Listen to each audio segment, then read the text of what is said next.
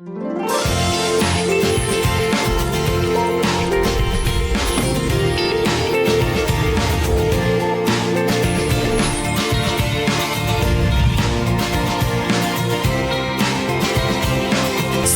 सवेरे पाकिस्तान, सुबह सवेरे पाकिस्तान, सुबह सवेरे पाकिस्तान। अस्सलाम वालेकुम जी, सुबह सवेरे पाकिस्तान में बहुत खुशामदीद। मैं हूं शिफा यूसुफ सईद और मैं हूं वैस मंगलवाला। मेरी तरफ से भी आप सबको अस्सलाम वालेकुम। खुदा का शुक्र है कि उसने हमें आज की सुबह देखना नसीब फरमाई। राज पहुंचे हमारे गैरों तक, नहीं पहुंचाने थे ना, राज पहुंचे हमारे गैरों तक। ये शेर है, इसमें अच्छा, आप सुनिएगा वाह, कि वाह, कैसे पहुंचे। वाह वाह वाह, अच्छा अभी तो अब बाद में करना है। अच्छा। ये, राज पहुंचे हमारे गैरों तक, मशवरा कर लिया था अपनों से। अल्लाह अकबर। वाह वाह वाकई। अब असल बाबा ये है। हाँ। अब देखिए दिल से निकला। बिल्कुल, पहले वाह, आप वाह। जब आप उस शेर के साथ वो मैं खिलवाड़ आपको कर देते जरा हैं ना, मोटिवेशन दिलाने के लिए नहीं, कर सुबह रही थी, सुबह लेकिन- भाई जब मैं आता हूँ तो मैं मोटिवेटेड होता हूँ। मैं हाँ बिल्कुल। आपकी तरह नहीं जगाना पड़ता है। जी कि जाग जाओ, प्रोग्राम करना है, नाजरीन इंतजार कर रहे हैं। ठीक है, मैं तो मोटिवेटेड होता हूँ और मोटिवेशन जरूरी है जी। बिल्कुल। लेकिन रास पहुंचे हमारे गैरों तक, मशवरा कर लिया था अपनों से। और क्या। से मशवरा जो है ना, ये बड़ा संगीन हो जाता है कभी कभार। बिल्कुल। देखिए, राज हमेशा दो लोगों के दरमियान होना चाहिए, तभी वो राज कहलाता है। अपने एक और शख्स उससे के फिर- दरमियान होना चाहिए। और उससे फिर पता चल नहीं, मैं आपको बता रही हूँ कि पता चल जाएगा। अगर सिर्फ दो लोगों के दरमियान है ना, तो पता चल जाएगा भाई मेरा रास्ता या तुम्हारा रास्ता। मैंने तो बाहर नहीं निकाला, तुमने निकाला होगा, वो कहेगा या तुमने तुमने नहीं बता निकाला, दिया। मैंने निकाला होगा। हम दोनों में से ही कोई एक है, ठीक है।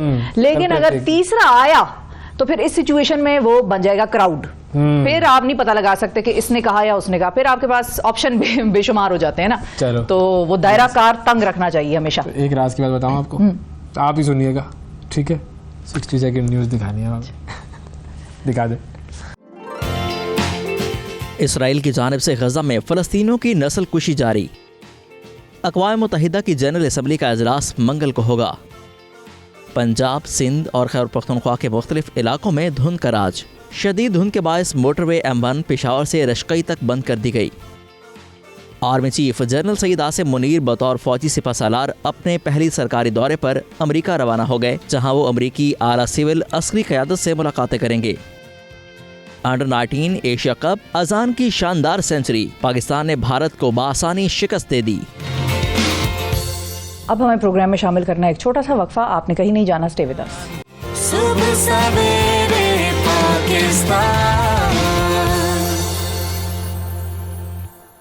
वेलकम बैक जी। सुबह सवेरे पाकिस्तान में एक मरतबा फिर खुशामदीद। एक बहुत बड़ी बात जो कि हम सब के सामने अक्सर आती रहती है, वो ये है कि लेने वाला हाथ और देने वाला हाथ, इन दोनों का कंपैरिजन। देने वाला हाथ हमेशा लेने वाले हाथ से बेहतर होता है। और अपने हाथों का इस्तेमाल या तो इंसान कुछ लेने के लिए करेगा, या देने के लिए करेगा, या फिर दूसरों की मदद करने के लिए करेगा। वो जो दूसरों की मदद करने वाला हाथ होता है उसको कहते हैं हेल्पिंग हैंड। और हेल्पिंग हैंड एक ऐसा इदारा है जो कि पाकिस्तान में काम कर रहा है लोगों की मदद करने के लिए। इस हवाले से हम बात करेंगे कि किस तरीके से ये लोग दूसरों की मदद करते हैं, कौन कौन से डोमेन्स हैं और कैसे लोगों की ज़िंदगियाँ तब्दील होती हैं, और हमारे यहाँ पर हमारे माशरे में कौन कौन से ऐसे डोमेन्स हैं जहाँ वाकई लोगों को मदद की ज़रूरत है। इस हवाले से हम बात करेंगे। हमारे साथ मौजूद है जी डॉक्टर अब्दुल खालिक गौरी साहब हैं, जो कि ग्लोबल मैनेजर हैं हेल्पिंग हैंड्स के। अस्सलाम वालेकुम सर। वालेकुम अस्सलाम। कैसे सर, ठीक ठाक हैं आप? अल्हम्दुलिल्लाह। सर सबसे पहले थोड़ा सा अगर हमें बताएं कि किस किस डोमेन में आप लोग काम कर रहे हैं। हमारा जो डोमेन बेसिकली है वो एक सबसे पहला तो इमरजेंसी रिस्पांस है। जहाँ कहीं मैन मेड या नेचुरल डिजास्टर है उसमें इमीडिएटली जो रिस्पांस है उसका इमरजेंसी रिस्पांस वो है। उसमें तो बंदे को पाकिस्तान में सांस लेने का मौका ही नहीं मिलता कि एक इमरजेंसी के बाद दूसरी इमरजेंसी आती रहती है। बिल्कुल ठीक कह रहे हैं आप, और ऐसा ही है। इसीलिए हमारा जो इमरजेंसी रिस्पांस मैकेनिज्म है उसमें प्रिपेयर्डनेस बहुत इंपॉर्टेंट है। तो हम इन एडवांस, हमें अंदाज़ा है कि जो सीजनल जो फ्लड्स आ रहे हैं, जो सीजनल ज़लज़ले को तो कोई पेशगोई नहीं हो सकती, लेकिन जो बाकी जो सीजनल जो वेरिएशंस आती हैं और इस तरह से, तो उसमें हम अपना जो है वो प्रिपरेशन रखते हैं। दो तीन तरह से हम इसमें इमरजेंसी रिस्पांस पे काम कर रहे होते हैं। प्रिपेयर्डनेस के अलावा कम्युनिटीज़ को तैयार करते हैं जो जी तो वो जहाँ नेचुरली मतलब एक फ्लड के जो एरिया में जो दरिया के आसपास जो लोग रह रहे हैं और उन्हें रिपीटेडली फ्लड्स का सामना रहता है, उन कम्युनिटीज़ को अवेयरनेस देना, उनको एजुकेट करना, उनको प्रिपेयर करना उसके लिए कि अगर ऐसा कोई अगर आ रहा हो तो वो पहले से क्या करे। तो वो रिस्क रिडक्शन हम जो उसको कहते हैं कि डिज़ास्टर रिस्क रिडक्शन, ये एक स्ट्रेटेजी हमारी जो है बड़ी की स्ट्रेटेजी है। फिर उसके साथ साथ हम जो हमारे वेयर हाउसेज हैं वो एक सर्टन लेवल तक उसकी प्रिपरेशन रखते हैं। हमें मालूम होता है कि जो है अब ये बारिशों का सीजन शुरू होने वाला है, तो हमारे वेयर हाउसेज में उसका स्टॉक पहले से मौजूद होता है इन एडवांस। जैसे ही हमें जो है ये जो आ रही होती हैं फोरकास्ट आ रही होती हैं वेदर की, उस हिसाब से फिर हमारी टीमें जो है वो बिल्कुल वेल इन एडवांस प्रिपेयर्ड रहती हैं और अल्हम्दुलिल्लाह काफ़ी हद तक जो है हम उसमें अपना जो है रोल प्ले करते हैं। एक तो ये डिजास्टर रिस्पॉन्स का एरिया हो गया जो कि बड़ा की एरिया है, इसके अलावा डोमेन्स फिर कौन से आ जाते हैं? उसके बाद जो है फिर जो पॉवर्टी रिडक्शन है वो बहुत बड़ा एरिया है। पॉवर्टी रिडक्शन और वो चलता जा रहा है, वो चलता जा रहा है बिल्कुल। बहुत सारे एलिमेंट हैं, एजुकेशन का है, हेल्थ का है, फिर बेरोजगारी है, यूथ एम्पावरमेंट का एरिया है बहुत बड़ा जिस पे काम करने की ज़रूरत है, वुमेन एम्पावरमेंट पे, जेंडर इक्विटी पे हम काम कर रहे हैं। जो सस्टेनेबल डेवलपमेंट गोल्स हैं आउट ऑफ 17, 11 में से हम काम कर रहे हैं। अच्छा। 11 सस्टेनेबल डेवलपमेंट गोल्स में हम काम कर रहे हैं अल्हम्दुलिल्लाह। अच्छा, बेसिकली वो डोमेन्स, कुछ तो वो डोमेन्स है जो इमरजेंसी सूरत हाल है, फौरन ये सैलाब आ गया या लोग बेघर हो गए, जलजला आया और लोगों के घर मसमार हो गए जो भी, लेकिन कुछ एरियाज आप लोगों के वो भी हैं कि जो थ्रू आउट द ईयर चल रहे हैं और वो सारे एरियाज हेल्थ और एजुकेशन वगैरह। एक कॉन्सेप्ट है हमारा one community at a time. जाते ही तो हम मोस्टली हमारा जाने का तरीका ये होता है कि कहीं इमरजेंसी आ गई, कोई डिज़ास्टर मैनेज करने के लिए गए, फिर उसमें हमने कोई कम्युनिटी आइडेंटिफाई कर ली कि हमने इस कम्युनिटी के साथ चलना है, इस कम्युनिटी में, तो वो इमरजेंसी रिस्पांस ओवर होने के बाद फिर हम वहाँ से जाते नहीं हैं, वहाँ स्टे करते हैं। इसलिए कि जो डिज़ास्टर है वो वन टाइम एफर्ट नहीं है, वो वन टाइम इफेक्ट नहीं है उसका एक लॉन्ग टर्म इफेक्ट है उसका। जलजला है, वो अपने पीछे बहुत सारे यतीम बच्चे छोड़ जाएगा, जख्मी छोड़ जाएगा, वो अपने पीछे बहुत सारे माजूर छोड़ जाएगा, दोबारा घरों में बसना, घरों को बसना। लास्ट ईयर जिस तरह से फ्लड आया उसने बहुत बड़े पैमाने पर जो है वो जमीनों को तबाह कर दिया, घरों को तबाह कर दिया, दुकानें कारोबार तबाह हो गए लोगों के। तो हमारी कोशिश होती है कि हम एक दफा जिस कम्युनिटी में जाएं उस कम्युनिटी से थोड़ा सा उसको अपने पैरों पे खड़ा करने के काबिल करें और फिर वहां से एग्जिट हों। सही। तो ये एक चीज मुझे ये बताएं कि अब हमारे यहाँ पर बहुत सारे इदारे हैं, ये मैं आपसे एक चाहूँगा कि आप ज़रा मुझे इसका ओवरव्यू देकर समझाएं। बहुत सारे इदारे हैं जो कि मुख्तलिफ डोमेन्स में काम कर रहे हैं, लेकिन कभी कभी मैं थोड़ा सा डेविल्स एडवोकेट कह लें या पेसिमिस्टिक अप्रोच ले लें, मुझे लगता है कि मामलात शायद बेहतर नहीं हो पा रहे, या मुझे लगता है कि जो सड़क पर लोग मुझे नज़र आते हैं जिनका हाल बुरा है, दिन ब दिन उनमें इजाफा होता जा रहा है। क्या ऐसा है या मैं गलत हूँ? हो सकता है मैं गलत नहीं, आपकी बात काफ़ी हद तक, आपकी ऑब्जर्वेशन बिल्कुल दुरुस्त है, मैं उससे इख्तलाफ नहीं करूँगा। वजह यह है कि जितने बड़े पैमाने पर काम करने की ज़रूरत है उतनी हमारी कैपेसिटी नहीं है और उतना हम काम कर नहीं पा रहे। फिर जो हुकूमती लेवल पर जो करने के काम है, देखें जो नॉन गवर्नमेंटल ऑर्गेनाइजेशंस हैं, जो इस तरह की जो इंटरनेशनल सपोर्टर्स हैं, वो सारे आपको आकर एक सपोर्ट तो कर सकते हैं, आपके हिस्से का काम नहीं कर सकते। बिल्कुल सही है। तो जो आपके हिस्से का काम है वो जब तक आप खुद नहीं करेंगे तो जो बाहर की सपोर्ट है वो एक लिमिटेड हद तक आपको। अच्छा, गवर्नमेंट भी ये कहती है कि हम सारा काम नहीं कर सकते, हमारे साथ आपको जोड़ना पड़ेगा। ऐसे ही। अच्छा, फिर जब जुड़ते हैं बेहतरीन मिसाल पॉवर्टी एलिविएशन है। 20 चल रहा है, 10 साल से चल रहा है, अगले 15 साल भी हो जाएंगे, 20 भी हो जाएंगे, पॉवर्टी कम होने के बजाय बढ़ रही है और काम आप लोग भी उस पर कर रहे हैं और हुकूमत भी कर रही है। हमारे यहाँ जो एक कंटिन्यूम है काम करने का, जैसे मिसाल के तौर पर मैं आपको असल में देखें, एक लार्जर कैनवस पे अगर आप देखेंगे तो वो तो एक बहुत बड़ा पॉपुलेशन, इतनी बड़ी है, इतना बड़ा स्प्रेड है, इतना बड़ा एरिया है काम का, और किसी भी एक ऑर्गेनाइजेशन के लिए, किसी भी सिर्फ गवर्नमेंट के लिए मुमकिन नहीं, नामुमकिन है। एक कोऑर्डिनेटेड एफर्ट चाहिए और उसमें जो बहुत इंपॉर्टेंट पार्ट है वो कम्युनिटी को भी अपना रोल प्ले करना है। लोग असल में अपनी रिस्पॉन्सिबिलिटी नहीं ले रहे, ऑनरशिप नहीं ले रहे, और वो उस तरह से जिस तरह से हर आदमी, इसमें भी बहरहाल काफ़ी हद तक जो है वो इदारों की एक थोड़ा सा कमज़ोरी भी है कि वो अगर अवेयरनेस का अगर काम इस तरह से अगर हो, मुझे अगर ये मालूम हो कि मुझे ये कचरा नाली में नहीं डालने देना है, नाली में न जाए मेरे घर का कचरा, तो मैं काफ़ी हद तक ड्रेनेज के सिस्टम में वो हमारी पब्लिक तो जुर्मानों के अलावा नहीं या सजाओं के अलावा नहीं करती ना, वरना तो हमने नाली में ही फेंकना है, ये तो हमारा एक वतीरा है। तो अब वो ऑटोमेटिकली जाके कहीं ब्लॉक करेगा और पीछे जो है फिर एक और जो है वो पूरा एक साइकिल चल पड़ेगा। लेकिन क्या इस बात पे आप हमें वजाहत से बता सकते हैं कि मिसाल के तौर पे हमारे यहाँ तो मोहल्लेदारी और पड़ोसी आस पड़ोस का सिलसिला बहुत चलता था, अब उसमें भी दूरियां आ गई हैं। आप लोग चूंकि कम्युनिटी लेवल पे काम करते हैं, तो पहले वक्तों में ये होता था एक बंदा उस मोहल्ले में रहता है, स्ट्रीट में रहता है, उसकी हालत जरा मखदूश हो रही है, तो सारे मिलके क्या करेंगे, अच्छा भाई तुम्हारी नौकरी चली गई है, तुम्हें एक दुकान डाल देते हैं, सबने मिला के उसकी एफर्ट कर दी ताकि वो खुद खड़ा हो जाए और चल पड़े। क्या इस किस्म की कम्युनिटी लेवल पर होती हैं एफर्ट्स? आपकी बात बिल्कुल ऐसा ही है। हम असल में उस कम्युनिटी वाले काम को थोड़ा सा लार्जर स्केल पे करते हैं और थोड़ा सा ऑर्गेनाइज तरीके से करते हैं। मैं आपको सिर्फ एक छोटी सी मिसाल दूं कि एक फ़र्ज़ करें एक ज़लज़ला आ गया, जैसे 2005 का ज़लज़ला था, या कोई भी ऐसी आफत आ गई, बच्चे यतीम हो गए, हमने उन बच्चों को उस कम्युनिटी में से एक क्लस्टर बनाया और उन बच्चों को अडॉप्ट कर लिया। अच्छा, मैं सिर्फ एक मिसाल आपको दे रहा हूँ आपको समझाने के लिए। ये बच्चे जो है 18 साल की उम्र तक जो है इन बच्चों को हम टेक केयर करेंगे। टेक केयर से मुराद ऐसा है कि ये हम कोई ऑर्फनेज नहीं बना रहे, इनको इन्हीं के घरों में रखकर इनकी हेल्थ केयर की नीड, इनकी एजुकेशन की, इनकी यूनिफॉर्म्स, इनके जूते कपड़े, फाइनेंशियल असिस्टेंस इनकी फैमिली को, और उनकी मॉरल कैरेक्टर बिल्डिंग, ताकि ये सिर्फ एजुकेशन के एक सर्टिफिकेट या डिग्री हाथ में ना आए, वो एक अच्छा इंसान भी बनकर जो है वो तैयार हो। ये सारा काम हम जो है उसके साथ कर रहे हैं। 18 साल की उम्र तक हमने काम किया। 18 साल में जब वो हमारे ऑर्फन सपोर्ट प्रोग्राम से निकल गया तो हम उसको एजुकेशन सपोर्ट प्रोग्राम में ले आए। अब उसकी जो हायर एजुकेशन है, यूनिवर्सिटी में जाना है, कॉलेज जाना है, प्रोफेशनल एजुकेशन है, वो उसको एजुकेशन सपोर्ट प्रोग्राम प्रोवाइड कर रहा है। और अगर किसी के हालात ऐसे हैं कि जो उस एजुकेशन सपोर्ट प्रोग्राम की उस हायर एजुकेशन में नहीं जा पा रहा किसी वजह से, या नहीं जाना चाहता, या वो नहीं है उसका लेवल, वो स्किल्स चाहिए उसको, तो हम उसको skills development and livelihood programme की तरफ लेकर जाते हैं। और वहाँ हमारी कोशिश होती है कि उसको वो स्किल्स दे दी जाएँ, उसको वो फिर स्किल्स सिर्फ ट्रेनिंग की हद तक नहीं है, उसको वो टूल्स भी प्रोवाइड करना कि जो उसको मार्केट में लेके जाएं और उसको इन करें और उससे अपनी अर्निंग कर सके। इसी तरह से एंटरप्रेन्योरशिप के प्रोग्राम्स हैं हमारे, कि जो कारोबार जिन्हें कराना है, बेरोजगार हो गए किसी वजह से, कारोबार कराना है, तो हमारे माइक्रो फाइनेंस के एंटरप्रेन्योरशिप के प्रोग्राम्स हैं।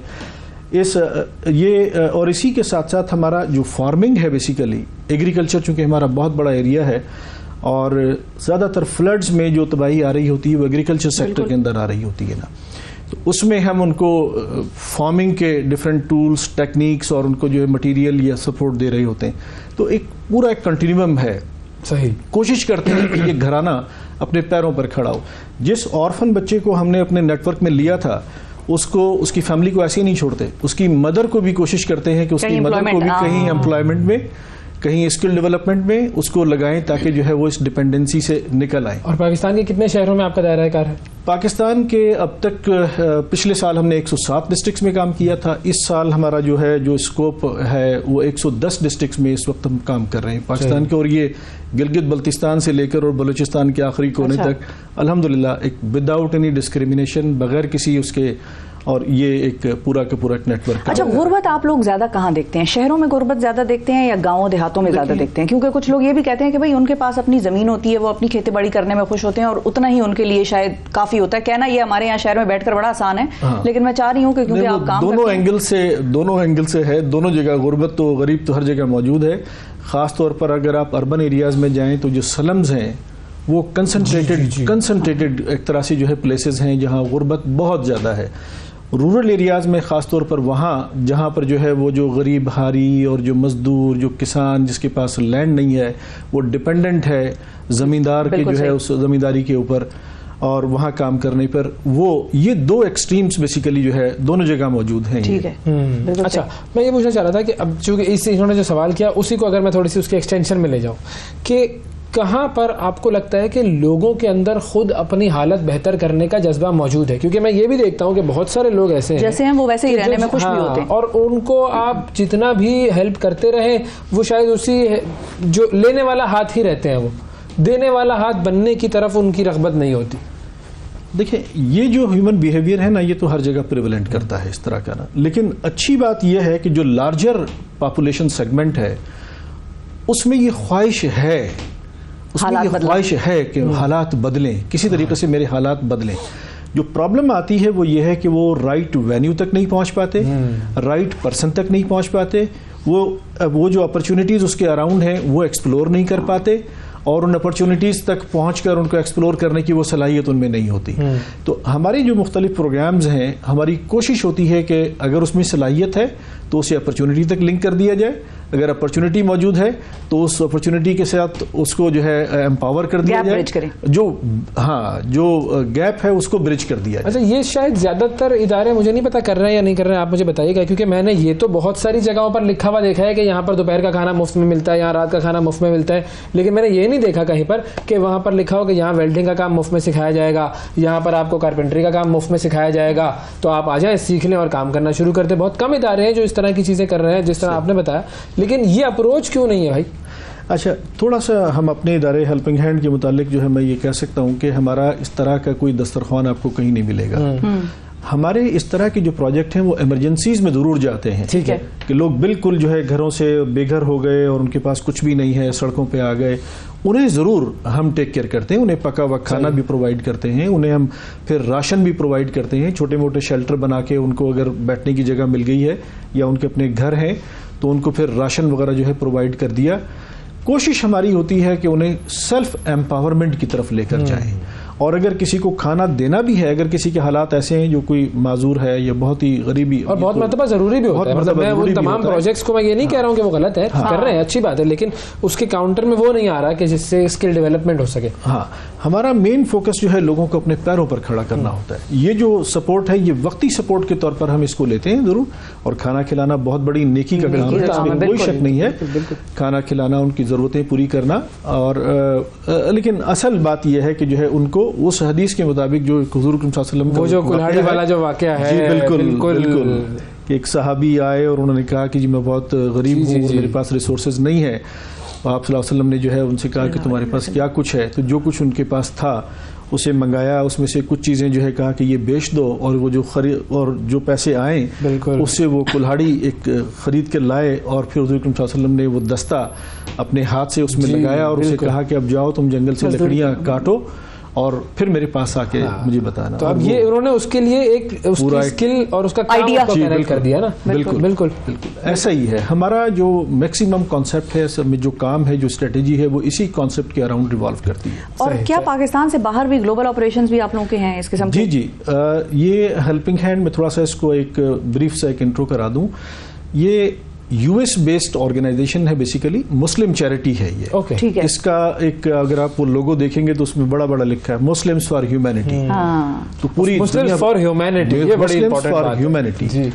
तो इस लोगो और इस मोटो के साथ जो है हम पूरी दुनिया भर में जहां कहीं कोई डिजास्टर आ जाए, जहां कहीं कोई, बिल्कुल without any discrimination of religion, race, creed, इलाका, ह्यूमैनिटी, एक ह्यूमैनिटेरियन जो है वो एक एफर्ट है जो हर जगह जा रही है। जबरदस्त। इस वक्त हम ये ऑल्दो यूएस बेस्ड है, हमारे 10 परमानेंट ऑफिसेज हैं 10 मुख्तलिफ कंट्रीज के अंदर, और 80 से ज्यादा ममालिक में हमारा नेटवर्क काम करता है अल्हम्दुलिल्लाह। जिसमें से मैं जिस प्रोजेक्ट को देखता हूं, मैं उसके स्पेशली हेल्थ केयर और रिहेबिलिटेशन के प्रोग्राम्स देख रहा हूं, और ये सिर्फ ये प्रोग्राम्स हेल्थ केयर और रिहेबिलिटेशन के प्रोग्राम्स जो है 26 मुल्कों के अंदर हैं ये, माशाल्लाह, जिसमें से सबसे बड़ा ऑपरेशन हमारा पाकिस्तान में ही है। माशाल्लाह, क्या बात है, बहुत शुक्रिया अदा करेंगे आपका, और अल्लाह ताला जो इदारा आप लोग चला रहे हैं उसको कामयाब फरमाए। और बहुत सारे जो है वो इदारों की नीड्स हैं हमारे यहाँ पर, लोगों को एम्पावर करने की नीड है, लोगों की मसाइल को हल करने की नीड है। ये मसाइल जब हल होंगे तो लोगों की ज़िंदगियाँ तब्दील होंगी। बहुत शुक्रिया सर, थैंक यू। एक छोटा सा वक्फा लेते हैं, वक्फे के बाद दोबारा आपसे मिलते हैं। Stay with us. सुबह सवेरे पाकिस्तान।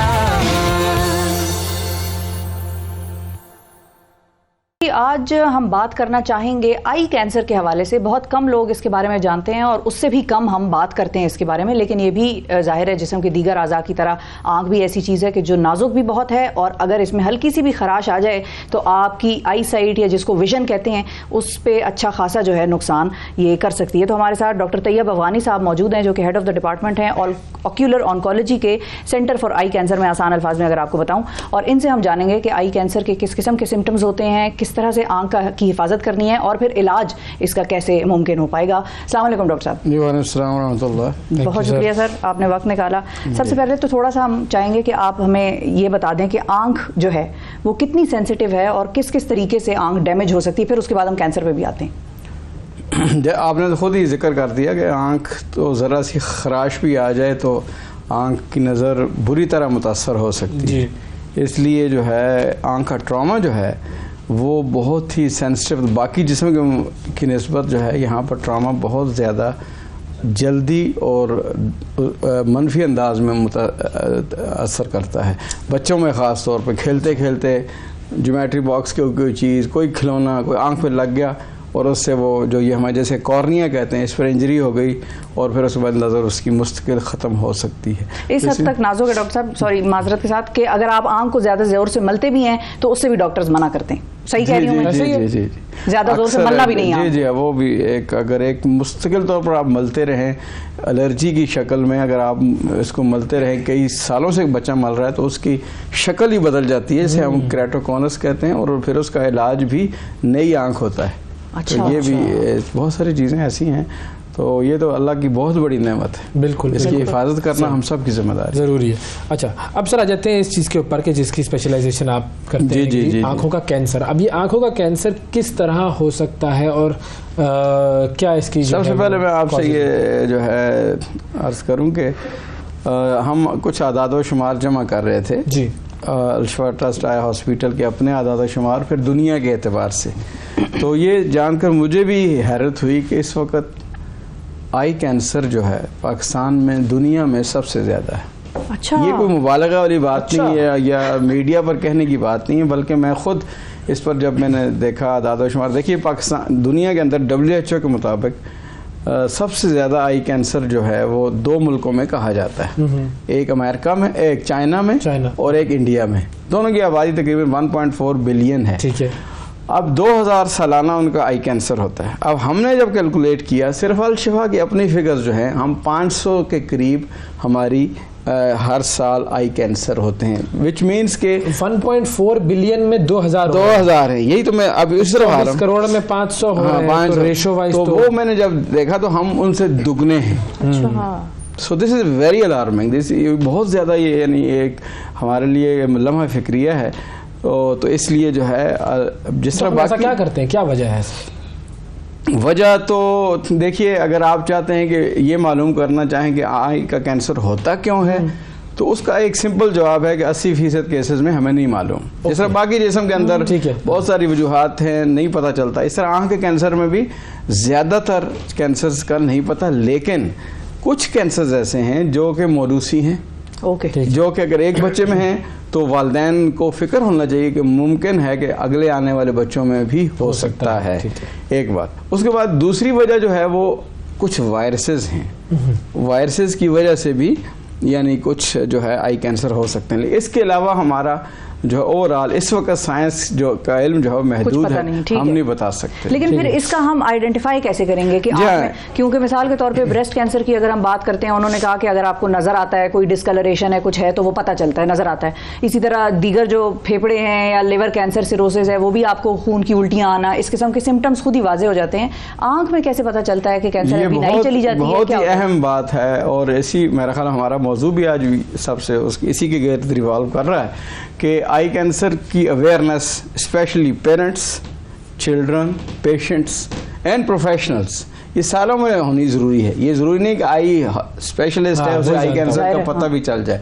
इसके लिए तो सबसे पहले जो देखें, मैं आपको बताऊंगा, आई कैंसर जो है वो बच्चों में भी बहुत ज़्यादा कॉमन है, बड़ों की निस्बत। पहली बात तो ये जहन में रखिए, इसलिए वालिदैन की जिम्मेदारी बहुत बढ़ जाती है।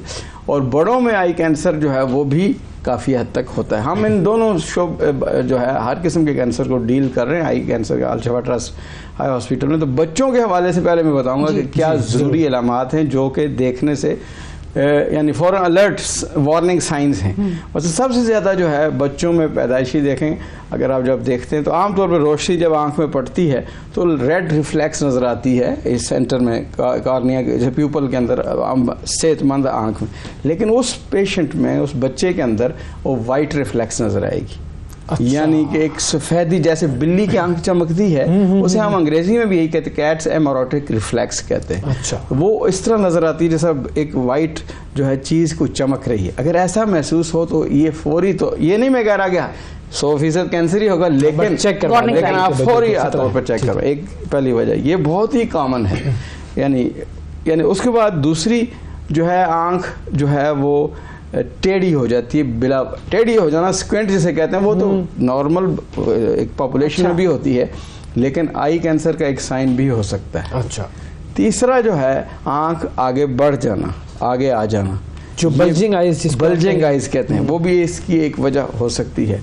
उसके बाद एक आंख जो है वो सुर्ख हो रही है और उसकी सुर्खी जा नहीं रही किसी भी दवाई से, जिसको लोग कहते हैं ब्लड प्रेशर ज्यादा हो गया तो नस फट गई। हाँ नहीं, वो भी एक चीज है, लेकिन एक सुर्खी वैसे भी हो जाती है, जैसे आप शोभे चश्म जिसे हम कहते हैं, वो कुछ दिनों में ठीक हो जाता है, लेकिन ये ठीक ना हो बच्चे में तो ये भी खतरे की बात है। ये तो बच्चों के अंदर है। बड़ों के अंदर ज्यादातर जो है इलामात में आंख बड़ी होती है आई कैंसर के अंदर। आंख, क्योंकि आई कैंसर का मतलब है कि यूजली जो आम तौर पर बड़ों में कैंसर जो होता है वो यानी आई बॉल की बजाय इर्द गिर्द होता है। ठीक है। कुछ आई बॉल के अंदर भी होते हैं, कुछ आई बॉल के इर्द गिर्द भी होते हैं। तो जो इर्द गिर्द होंगे तो वो आंख को आगे धकेलेंगे। सही, तो वो जो आंख का जो ये वाइट बल्ब है वो बाहर आएगा या डिस्प्लेस हो जाएगा, दाएं तरफ जाएगी, ऊपर तरफ जाएगी, नीचे जाएगी, जहाँ ट्यूमर हो उसके अपोजिट जाएगी, ये अच्छा। अब इसी तरह फिर कुछ ऑब्वियस स्वेलिंग्स भी होती हैं, यानी आपको सामने नजर आएगा कि यार ये आईलिड का ट्यूमर है, वो कोई मरोड़ी जिसे कहते हैं, वो बनी हुई है, या आंख के अंदर इस सफेद जगह पर कहीं जो है कोई सुर्खी ज़्यादा और यहाँ पर कोई उभार है, स्वेलिंग है, वो हो सकता है। तो ये सारी चीज़ें जो हैं, ये जिसे हम प्रोप्टोसिस कहते हैं, ये सारी चीज़ें और विजिबल स्वेलिंग एटसेट्रा, इसको हम जो है आम तौर पर जो होता ये है कि जो जहाँ गलती होती है अवाम नास से, वालिदैन से, वो डिले है, देर करना। यानी आम तौर पर मुकामी लोगों से या मुकामी डॉक्टर से, मुकामी हुक्मात से, मुकामी हीलर्स जो होते हैं उनसे इलाज वगैरह करवाने की कोशिश करते हैं और फिर देर हो जाती है। अब अगर खुदा न खासा देर हो जाए, बच्चों में बाज़ दफ़ा जो है आंख निकालनी पड़ती है। देखें, ये बहुत बड़ा एक अलमिया है। इसी तरह नौजवानों में एक कैंसर है, वो भी मैं आपको बता दूं, पाकिस्तान के अंदर वो कैंसर बाहर 60 साल से ऊपर की उम्र में वो कैंसर होता है, जबकि हमारे पाकिस्तान में 40 साल से नीचे की उम्र में हमने नोट किया है। ये अजीब बात है, इस पर हम मजीद तहकीक कर रहे हैं इसकी जेनेटिक्स पर, लेकिन कहने का मकसद ये है कि ये नज़र, उसमें सिर्फ इलामत ये हो जाए कि नज़र चली गई, नज़र नहीं आ रहा, उसकी वजह सामने नज़र नहीं आती क्योंकि आँख के अंदर है। तो वो भी एक कैंसर की एक किस्म है जो कि नौजवानों की नज़र भी ख़त्म कर सकता है और फिर आंख निकालनी पड़ती है। और फिलहाल हमारे पास इसका कोई और इलाज नहीं है, हम उस पर काम कर रहे हैं, कोई नया इलाज नहीं। तो इसका कोई केमोथेरेपी, रेडिएशन, जी सर्जरी? इसका जैसे हम कहते हैं, ये आंख के अंदर का जो एक नौजवानों में जिसे हम मेलानोमा कहते हैं जी, उसका इलाज फिलहाल रेडिएशन तो है, दुनिया के बाकी हिस्सों में रेडिएशन, लेकिन वो लोकल यानी रेडिएशन की किस्म है, उस पर इस वक्त पाकिस्तान में अवेलेबल नहीं है। हम उस पर काम कर रहे हैं, इंशाल्लाह आपको खुशखबरी देंगे जल्द ही, 3-4 महीने के अंदर अंदर हमारे पास। लेकिन अभी इस वक्त नहीं है। उसके बाद फिर इसका इलाज कीमोथेरेपी, आप बात कर रहे हैं, कीमोथेरेपी आमतौर बच्चों के ट्यूमर्स में ज़्यादा काम करती है, बड़ों में भी होती है, लेकिन कीमोथेरेपी इसकी मुअस्सर नहीं है इस ट्यूमर। तो डॉक्टर साहब आपने डरा दिया, आप खुशखबरी दें कि अगर कोई बंदा टाइम पे आता है लेके कोई अलामत कि भाई मेरी आंख में ये हो रहा है और आप कहते हैं कि भाई तुम्हें आंख का कैंसर है, तो फिर अब उसका इलाज क्या है? क्या इलाज? सबसे पहले आते हैं बच्चों की तरफ। सही है, बिल्कुल। बच्चों में अगर कोई वक्त पर आ जाता है जो आंख के अंदर, जिसे हम रेटिनोब्लास्टोमा कहते हैं, हम आमतौर पर से आरबी कहते हैं या रेटिनोब्लास्टोमा कहते हैं, जिसमें जैसे मैंने आपको पहले बताया आंख सफ़ेद नज़र आएगी, चमकती हुई नज़र आएगी, या उसमें अगर वो वक्त पर आ जाता है, साइज़ छोटा है, तो हम उसको बहुत सारे लेज़र लगा के ठीक कर सकते हैं। लेज़र लगा से बार बार लेज़र लगने से मुकम्मल तौर पर आंख भी बच जाएगी, नज़र भी बच जाएगी, ज़िंदगी भी बच जाएगी। 100% क्योरेबल। देखिए इस वक्त बाहर रेटिनोब्लास्टोमा 95% क्योरेबल है। अच्छा। पाकिस्तान में कुछ सालों पहले तक 95% फेटल था, यानी जानलेवा था। अब अल्लाह का शुक्र है हम इसको नीचे ले आए हैं। हमारे यहाँ तकरीबन 20% जो है वो डेथ रेट है, लेकिन बाकी 80% अब अल्लाह का शुक्र है हम उसको कंट्रोल कर रहे हैं। लेकिन अगर जब देर हो जाए, फ़र्ज़ किया कि साइज़ बड़ा है, तो जो दुनिया में जहाँ कहीं भी चले जाएं उसके लिए आँख को निकालना पड़ता है। ठीक है। और अगर आँख से बाहर निकल आई फिर और बड़ा ऑपरेशन करना पड़ता है। और अगर सारे जिस्म में फैल जाए फिर कीमोथेरेपी तो करते ही हैं, हर केसेस में इन बड़ी साइज़ वालों में कीमोथेरेपी तो करते ही हैं, लेकिन फिर हम ज़िंदगी के मज़ीद जो है ख़तरा बढ़ जाता है लाइफ ठीक है। को। और बड़ों में इलाज क्या है फिर अगर टाइम पे आ जाता है तो? सर्जरी, सबसे पहले सर्जरी है। ठीक है। हम जो करते हैं सर्जरी करते हैं, आईलिड हो, आई बॉल हो, आई बॉल जो है इसके इर्द गिर्द ऑर्बिट हो, इसकी जहाँ कहीं भी आई ट्यूमर हो, अगर वक्त पर आ जाता है कोई मरीज़ तो आसानी से सर्जरी करके उसको रसोली को निकाला जा सकता है बग़ैर किसी फंक्शन को मुतासर किए बग़ैर। ठीक है। लेकिन अगर जितना बड़ा होगा और जितनी देर की जाएगी उतना ही फिर जो है निकालना तो कोई मुश्किल नहीं है, लेकिन मतलब हमारा एक्सपर्ट्स के लिए मुश्किल नहीं है, हर एक नहीं करता ये, लेकिन वो फिर बाकी damage to the other parts of the eye वो बढ़ जाते हैं। बाज़ सूरतों में नज़र चल जाती है, बाज़ सूरतों में फिर अगर और देर कर दें जान को ख़तरा होता है। तो ये पहला स्टेप है, सर्जरी इज़ द पहला first step in whether it is children या ये बच्चे हैं ये बड़े हैं। उसके बाद दूसरा जैसे आपने जिक्र कर दिया कीमोथेरेपी है। कीमोथेरेपी मीन ड्रग्स, इसकी बहुत सारी अल्हम्दुलिल्लाह इसमें काफ़ी एडवांसमेंट है। हम इसको कर रहे हैं, बच्चों में ज़्यादातर कीमोथेरेपी देते हैं, इंजेक्शन लगाते हैं। 2-3 घंटे का एक सेशन होता है, हर महीने एक सेशन, 5-6 सेशन ज़्यादा लगते हैं। तो इसमें ये बताना चाहूँगा मैं थोड़ा सा आपके जो इस चैनल की वसादत से कि हम इस वक्त पाकिस्तान में वाहिद इदारा है जो कैंसर की कीमोथेरेपी एक आई हॉस्पिटल के अंदर जो है फ्री ऑफ कॉस्ट अवेलेबल है। हाँ। और ये जो भी आएगा उसको हम फ्रीली देंगे, इसका सेंटर मौजूद है। और आप अगर कहीं भी पाकिस्तान के अंदर मौजूद है बच्चा, वो अगर उसको ज़रूरत है कीमोथेरेपी की आई कैंसर के हवाले से, तो हमारे पास भेजें, हम उसको बग़ैर किसी क्वेश्चन के ये कीमोथेरेपी दूसरा है। तीसरा रेडिएशन है, ठीक है, हम कहते हैं शुआएं कहते हैं। रेडिएशन जो है आँख के ऊपर शुआओं का अपना एक सिस्टम है। वो जैसे मैंने आपको कहा, एक तो वो मेलानोमा के लिए मैंने बताया, आपके आँख के अंदर जो उसके लिए एक छोटी सी प्लाक लगा देते हैं, ऊपर एक रख देते हैं आँख, उसमें से शुआएं निकलती रहती हैं, वो कुछ अरसे में ठीक कर देगा इंशाल्लाह। उम्मीद है ये जल्द ही हमारे पास भी होगा। लेकिन उसके अलावा एक बड़ी मशीन के ज़रिए से, जैसे आपने देखा है, ऐसे बाकी कैंसर्स का जिक्र किया आपने, ब्रेस्ट कैंसर का, लंग कैंसर का, ये पेट के कैंसर का, तो इसमें रेडिएशन बाज़ दफ़ा लगानी पड़ती है। रेडिएशन के अपने मसाइल हैं, लेकिन बाज़ दफ़ा इनएविटेबल नागज़ीर होती है, तो इसके अपने कॉम्प्लिकेशंस भी हैं। तो ये 3 बेसिकली सर्जरी, कीमोथेरेपी और रेडिएशन, हर एक ट्यूमर का अलग नेचर है, उस लिहाज से जो हम डिसाइड करते हैं कि इसको क्या दिया जाए। तो दुनिया कहाँ पहुँच चुकी है इसके इलाज में? क्योंकि ज़ाहिर हम ठीक है, हम एक ज़ाहिर थर्ड वर्ल्ड कंट्री कह लें, अभी डेवलपिंग कंट्रीज़ में ही शामिल करता हूँ मैं अपने आप को। तो दुनिया कहाँ पर है और हम कहाँ पर हैं? देखिए, इस हवाले से आम तौर पे मैं इस बारे में ये कहूँगा कि अल्हम्दुलिल्लाह कैंसर थेरेपी में पाकिस्तान पीछे नहीं है। कोई बहुत ही एडवांस चीज़ें अब आ चुकी हैं, अब टारगेटेड थेरेपीज़ आ चुकी हैं। यानी आप एक पर्सन एक्स है, उसके अंदर जो ट्यूमर है उसकी जीन्स को हम चेक करेंगे, उस ट्यूमर को चेक करेंगे, फिर उस लिहाज से हम उसकी स्पेसिफिक दवाई या जो भी मेथड होगा वो इस्तेमाल करेंगे। अब ये उसे इम्यूनोथेरेपी भी आ गई, बायोथेरेपी, इस किस्म की बहुत सारी ऐसी आ गई हैं जो कि अब पहले मौजूद नहीं थी, और लेकिन दे आर वेरी एक्सपेंसिव, बहुत ज़्यादा फ़िलहाल महंगी हैं।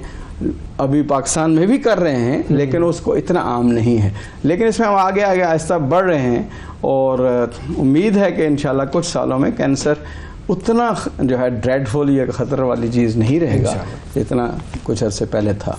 सही, बहुत शुक्रिया सर आपका, आपने वक्त निकाला। अपनी आंखों का ख्याल रखें, क्योंकि आंखों से ही आप सारी ज़िंदगी गुजारते हैं और आंखों से ही दुनिया देखते हैं। आंखों से दुनिया देखते हैं, और आंखें एक तो वो जो दुनिया दिखाती हैं और एक वो जो दुनिया समझाती हैं, वो दिल की आंखें। दोनों आंखों का ख्याल रखिए, उन दोनों आंखों की बड़ी ज़रूरत है जी। नाज़रीन, वक्फा लेते हैं, वक्फे के बाद दोबारा हाजिर होंगे, हमारे साथ रहिएगा। सुबह सवेरे पाकिस्तान।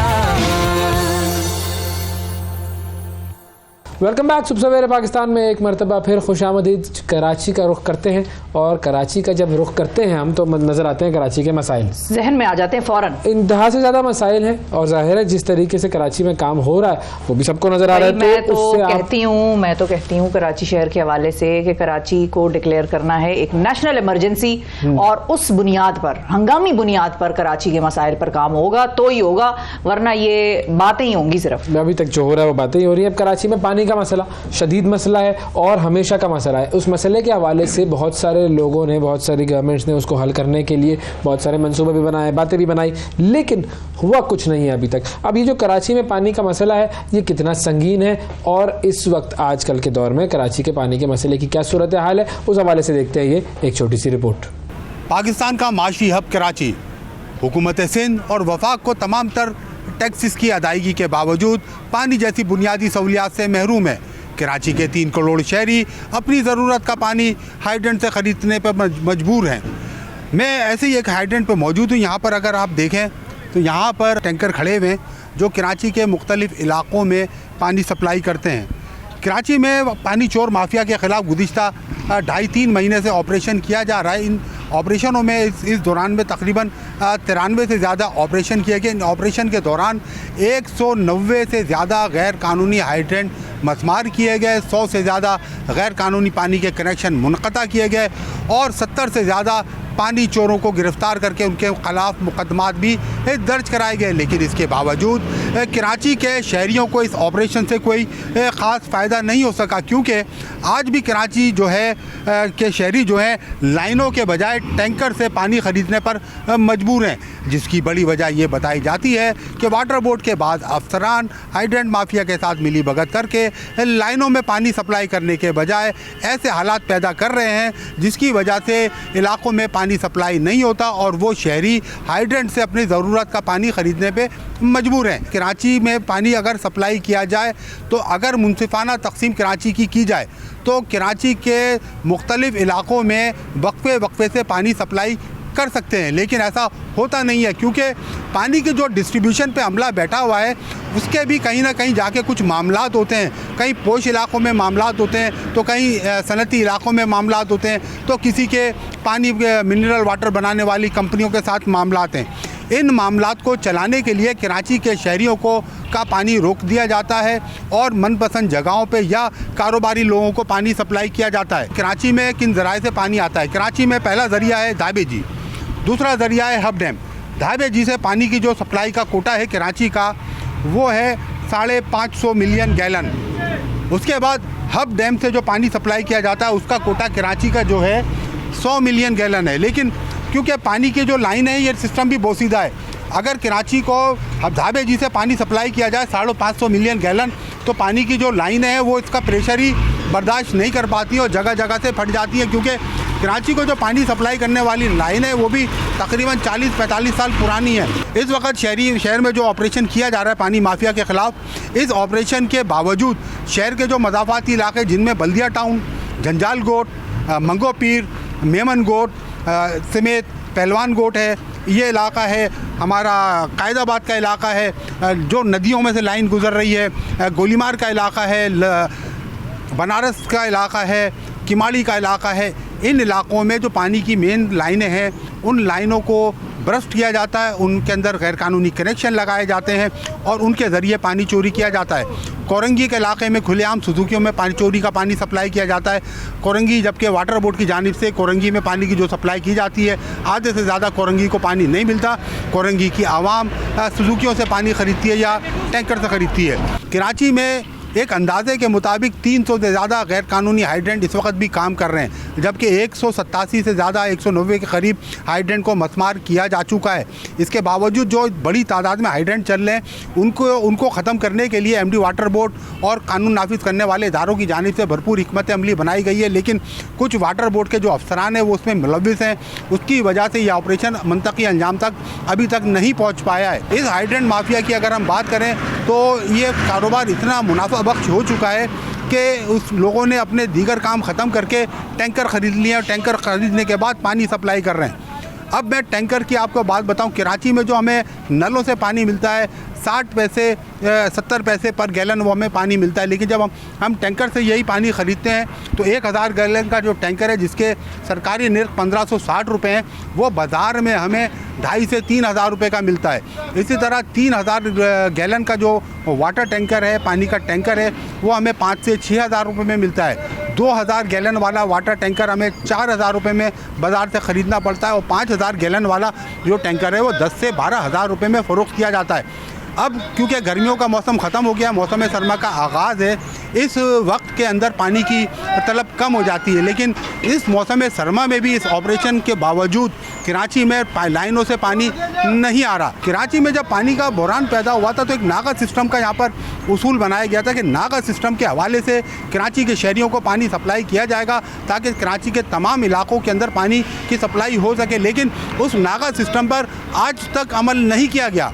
कुछ इलाके ऐसे हैं जहाँ 24 घंटे पानी आता है और कुछ इलाके ऐसे हैं जहाँ 20 दिन में पानी आता है। कुछ इलाके ऐसे हैं जहाँ 2-2 महीने बाद पानी आता है। वो पानी भी 1 से 2 घंटे के लिए आता है। उसका प्रेशर इतना कम होता है कि सारी रात भी अगर पानी की मोटर कोई चला के रखे तो उसका 1000 गैलन वाला जो टैंक है वो भी आधा नहीं भर पाता, जिसकी वजह से यहाँ पर शहरी बड़े परेशान हैं। K4 का मंसूबा भी 2015 से अल्तवा का शिकार है।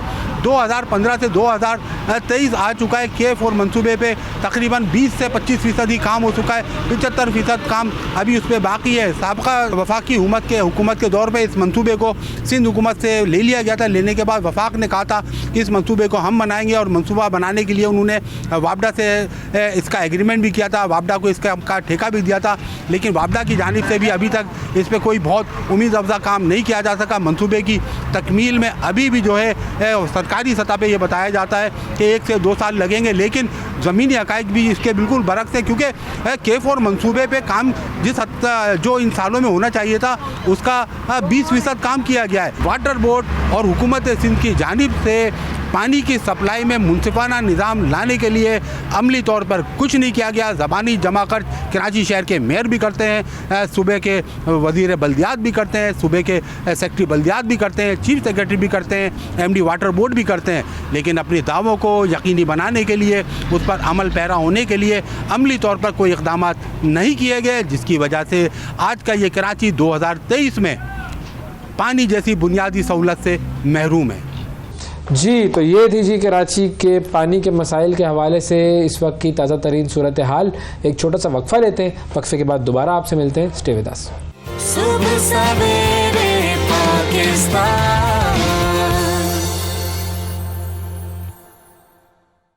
वेलकम बैक जी। बहुत सारी चीज़ें आपको अपने नसीब से मिलती हैं, लेकिन उसमें भी अगर मेहनत शामिल हो जाए तो फिर बहुत सारी ऐसी चीज़ों के लिए भी आपके रास्ते खुल जाते हैं जो अपेरेंटली आपको अपने नसीब में उस वक्त, उस सिचुएशन में, उन कंडीशंस में नज़र नहीं आ रही होती। मिसाल के तौर पे तरक्की हो, फाइनेंशियली साउंड होना किसी का। बहुत सारे ऐसे लोग हमने अपनी ज़िंदगी में देखे हैं जो पसमानदा इलाकों से निकल कर बड़े बड़े ओहदों पर फाइज हुए। पसमानदा इलाकों से निकल कर, पसमानदा गाँवों, देहातों और शहरों से निकल कर उन्होंने अपनी ज़िंदगी को ऐसे बदला कि वो बड़ी बड़ी इदारों के जो हैं वो सरबराहान। आज किस शख्सियत से मिलवा रही हैं? आज मैं आपको मिलवा रही हूँ एक किक बॉक्सर से, लेकिन ये हमेशा से किक बॉक्सर नहीं थे। ये एक बड़े छोटे से टी स्टॉल पर काम किया करते थे और टी स्टॉल से अपनी जो इनको कहते हैं इन्होंने अपना नसीब बदला, इन्होंने अपना रास्ता बदला और रास्ता बदलते बदलते ये पहुंचे और पाकिस्तान के एक किक बॉक्सर बने। इन्होंने किस तरह से बॉक्सिंग के बड़े चैंपियन भी बन गए। जी, क्या बात है। कैसे ये किक बॉक्सिंग की तरफ आए, टी स्टॉल पे काम करने से लेकर, वहां से लेकर यहाँ तक का इनका सफर कैसा रहा, ये हम आपको आज इन्हीं की ज़बानी सुनवाएंगे। अस्सलाम आगा कलीम साहब।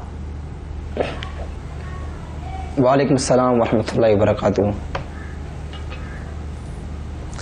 बहुत शुक्रिया आगा करीम साहब, आपने टाइम निकाला हमारे प्रोग्राम के लिए। सबसे पहले मैं ये चाहूँगा कि दुनिया को आप ज़रा दिखाएं कि आप कौन कौन से मुकाबले जीत चुके हैं और कौन कौन से मेडल या अवार्ड्स आपने हासिल किए, वो आपकी ज़ुबानी आप ज़रा हमें दिखा सकें तो अच्छा हो जाएगा भाई। बेशक सर, सबसे पहले मैं तो कजाकिस्तान जो है अल्हम्दुलिल्लाह लास्ट ईयर में गया था 2022 में। वहाँ मैंने अल्हम्दुलिल्लाह एक बेल्ट विन किया और एक गोल्ड मेडल पाकिस्तान के लिए विन किया सिर्फ 20 सेकंड में। वहाँ मैं एक रिकॉर्ड रख कर आया कजाकिस्तान के शहर काराकंदा में। फिर उसके बाद नई सिलेक्शन हुई वर्ल्ड चैंपियनशिप के लिए। मेरे पास टिकट नहीं थे, पैसे नहीं थे, मैं रह गया था। फिर एहसन भाई और सी के जो है ना मैके में रखते हैं, उन्होंने मेरे बहुत सपोर्ट किया, चाहे वो नेशनल के लिए हो, चाहे वो इंटरनेशनल के लिए हो, एशियन चैंपियनशिप, वर्ल्ड चैंपियनशिप, और मेरे क्लब के लिए बहुत ज़्यादा सपोर्ट किया एहसन भाई। अगर वो ना होते तो आज मैं नहीं होता, तो उन्होंने सपोर्ट किया। मैं फिर थाईलैंड बैंकॉक गया और उसके बाद ये थाईलैंड से देखो देख लो वर्ल्ड मुआई थाई चैंपियनशिप बन गया है, जहाँ पर 40+ कंट्रीज आई हुई थी। अल्हम्दुलिल्लाह वहाँ मैंने परफॉर्म किया और अल्हम्दुलिल्लाह वर्ल्ड चैंपियनशिप में पाकिस्तान का रोशन किया। तो इनमें मैं कुछ बंदों का शुक्र अदा करूंगा जिन्होंने बहुत सपोर्ट किया। अगर वो ना होते तो मुश्किल मैं जो है पाकिस्तान को रिप्रेजेंट करता, जिसमें जो है मेरे हाफिज नईम रहमान साहब, अमीर जमात इस्लामी, उन्होंने बहुत सपोर्ट किया। उसके अलावा सर ताहिर और शाह साहब ने बहुत सपोर्ट किया, सर खलीक रहमान शाह साहब ने। तो इन लोगों ने, ये आम लोगों ने सपोर्ट किया, तब जाकर मैंने परफॉर्म किया। अल्हम्दुलिल्लाह मेरे पाकिस्तान के लिए बहुत सारी मुश्किल है। तो इसके अलावा ये आपकी मेहनत, किस्मत और लोगों की सपोर्ट, ये सारी चीजें हुई। तो फिर देखें और बताएं।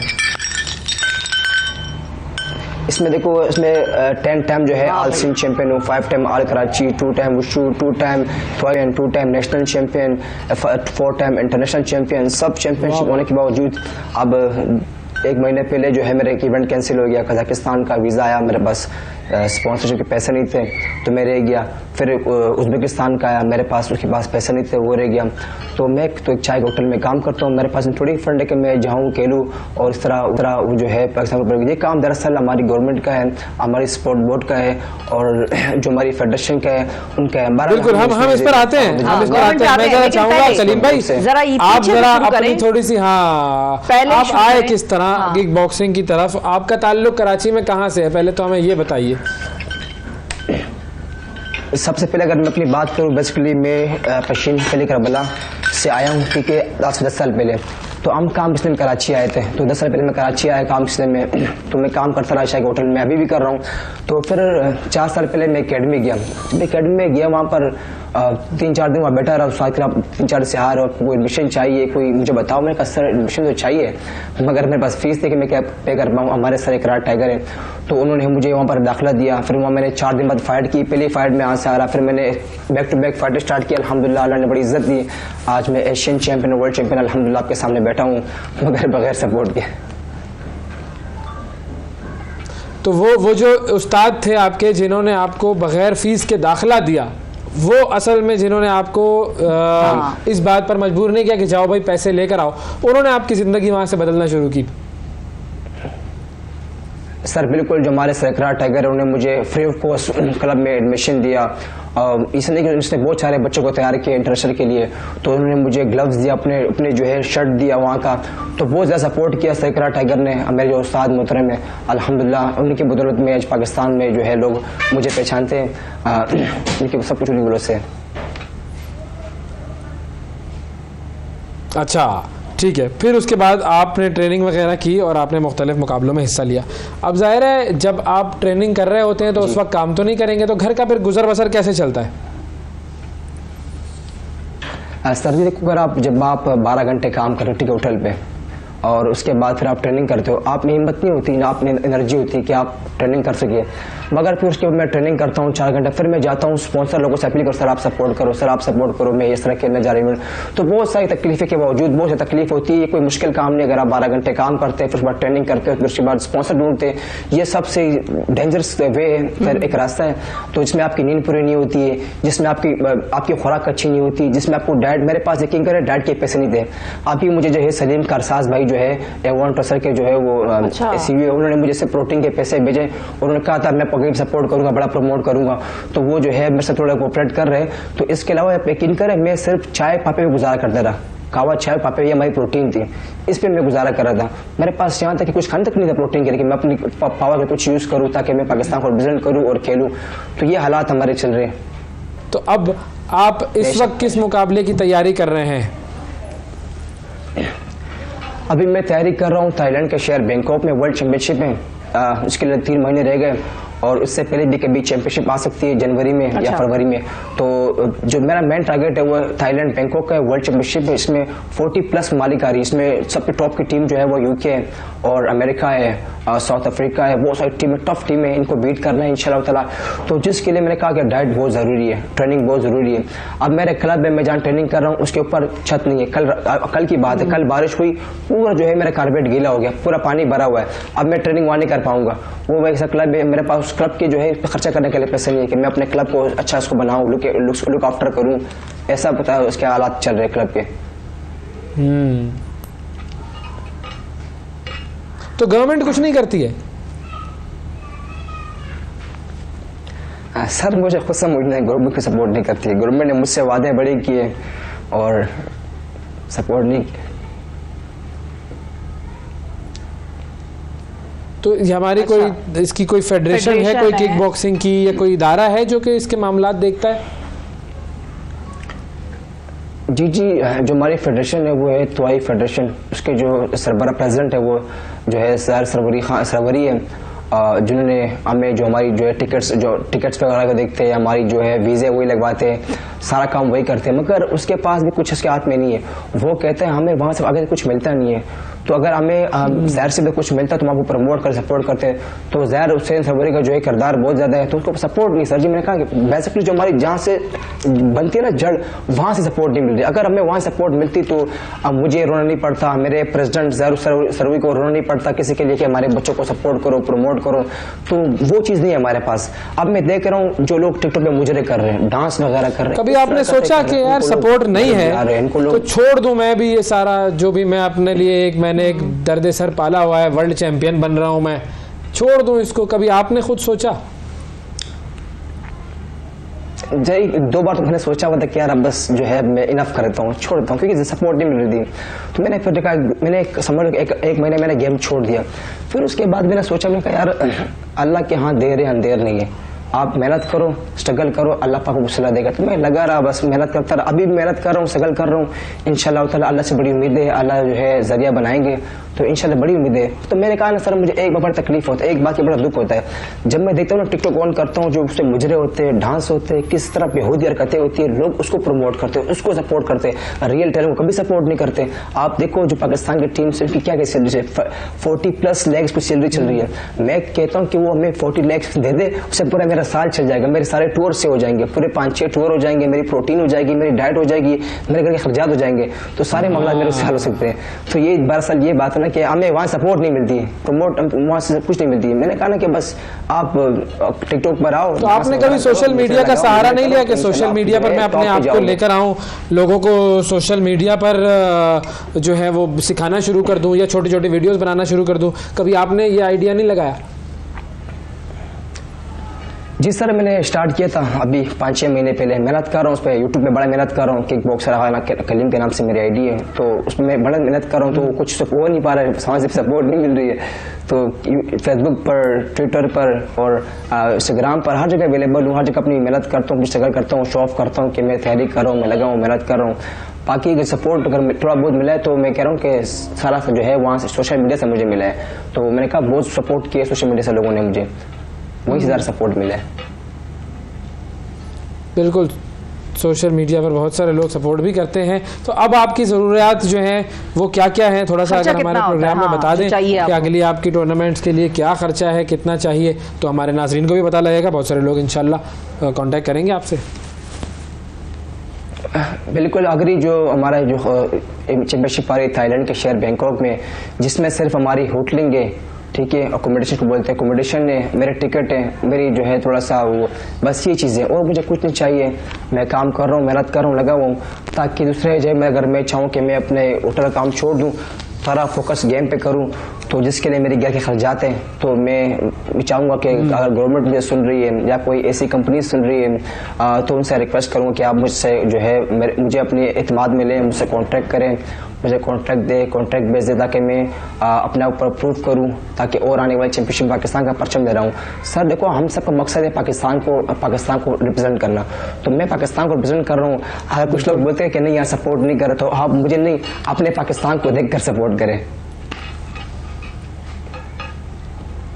हाँ, बिल्कुल जी, पाकिस्तान को सपोर्ट करना है, आपने किसी एक शख्स को सपोर्ट नहीं करना। बिल्कुल सही फरमाया आपने, बहुत शुक्रिया अदा करेंगे जी। आगा कलीम साहब मौजूद थे हमारे साथ, किक बॉक्सर। करो यार सपोर्ट। एक दुबई क्या थाईलैंड का जाने का खर्चा और 2-4-5 दिन, एक हफ्ता रहने का, वहाँ पर खर्चा कितना होगा? 4-5 लाख, 3-4 लाख रुपए, चलो 5-7-8 लाख रुपए हो जाएगा मेरे ख्याल में। अब अगर इतना भी हम अपने खिलाड़ियों के लिए नहीं कर सकते, और ये वो खिलाड़ी हैं जो प्रूव कर चुके हैं अपने आप को, जो मेडल्स लेके बैठे हुए हैं, जो बेल्ट्स लेके बैठे हुए हैं, कुछ तो ऐसे होते हैं ना जो कहते हैं आप हम पे इन्वेस्ट करें, उनमें भी बड़ा टैलेंट होता है, लेकिन वो कहते हैं जी हम पर इन्वेस्ट करें, हम उसके बाद आपको रिजल्ट देंगे। ये वो है जो रिजल्ट दे चुके, जीत चुके, दुनिया जिनको मान चुकी, हम नहीं मान रहे। कैसे मानेंगे हम? कैसे इनको सपोर्ट कर सकते हैं? कैसे इनको आगे लेके जा सकते हैं? ये सोच लो यार, खुदारा कोई ना कोई तो सामने आए, कुछ करे इनको, कुछ उस मेडल पर आपका भी एक हिस्सा होगा, उस वतन की मोहब्बत में आपका भी एक हिस्सा होगा। इन जैसे लोगों को सपोर्ट करना है और करना चाहिए। बिल्कुल बिल्कुल। एक वक्फे की तरफ बढ़ते हैं, वक्फे के बाद आपसे दोबारा मिलेंगे। Stay with us. सुबह सवेरे पाकिस्तान। वेलकम बैक जी। सर्दी, खुश्की, ये सारे मसाइल जो हैं ये चल रहे हैं। अब इन सारे मसाइल की वजह से हम मतलब मेरी तो ज़िंदगी बड़ी अनकम्फर्टेबल हो जाती है। मेरे लिए ये जो सीज़न है ये बहुत ही नापसंदीदा सीज़न है मेरा, क्योंकि मुझे हर वक्त क्रीमें लगानी पड़ती हैं, सब कुछ करना पड़ता है, तब जाके कोई वो हाइड्रेशन रहती है मेरी जिल्द में, वरना तो मैं बहुत ही अनकम्फर्टेबल। हाइड्रेशन रहती है या मॉइस्चराइजर? वही मॉइस्चराइजेशन, हाइड्रेशन, जो these are two different things my friend. तो मॉइस्चर और हाइड्रेशन ये मुझे भी अलग अलग बाद में समझ में, वो डॉक्टर कभी कह देता था भैया आप मॉइस्चर करें स्किन को, तो मैं क्रीम लगा लेती थी। उसने कहा नहीं ये तो हाइड्रेशन क्रीम है, मॉइस्चर क्रीम नहीं है। तो वो अलग अलग कर दिया इन्होंने सबको। असल में तो हमारा मसला ये है कि आप लोगों के तो जो है ना वो हर चीज के लिए अलग अलग क्रीम होती है, हम तो एक ही क्रीम होती है, उसी से नहा भी लो, उसी से जो है वो हाथ पे भी सब कुछ कर लो। मर्दों का तो ये हिसाब किताब होता है, लेकिन ये अनकंफर्टेबल है ये मामला। अब इस अनकंफर्टेबिलिटी को दूर करने के लिए हमने सोचा कि एक एक्सपर्ट को बुलाया जाए जो कि हमें ये बताएं कि सर्दी के और खुश्की के मौसम में क्या खाया पिया जाए कि जिससे आपके ये मसाइल हल हो जाएं। ये जो हाइड्रेशन की रिक्वायरमेंट, मॉइस्चर की रिक्वायरमेंट, ड्राइनेस के मसाइल, ये सब हल हो जाएं।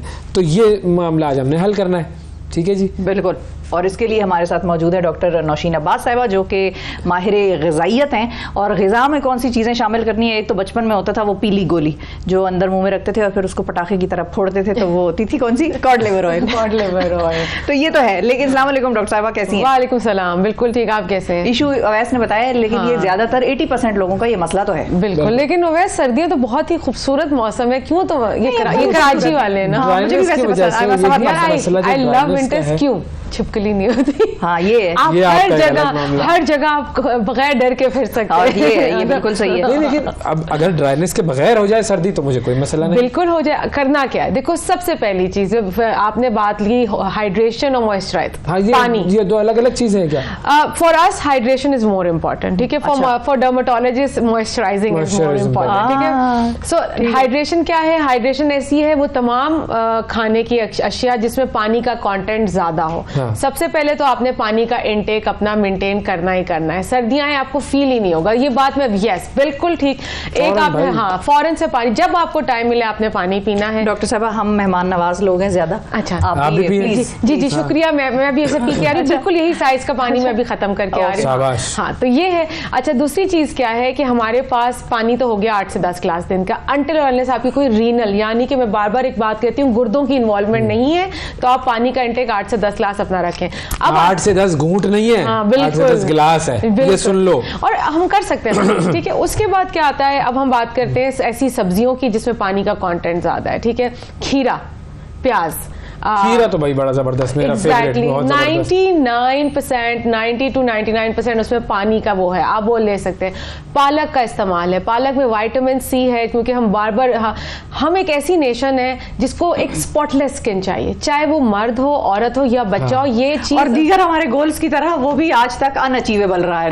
75 साल हो गए। क्यों? क्योंकि you are what you eat. जब आप वो चीजें खाएंगे नहीं तो डोंट एक्सपेक्ट कि वो जो मॉइस्चराइजर और वो जो क्रीम्स है वो आपकी चेंजेस ले आएंगी। क्रीम्स डेफिनेटली लाती हैं, बट आपने अगर इंटरनली स्ट्रांग होना है तो वो।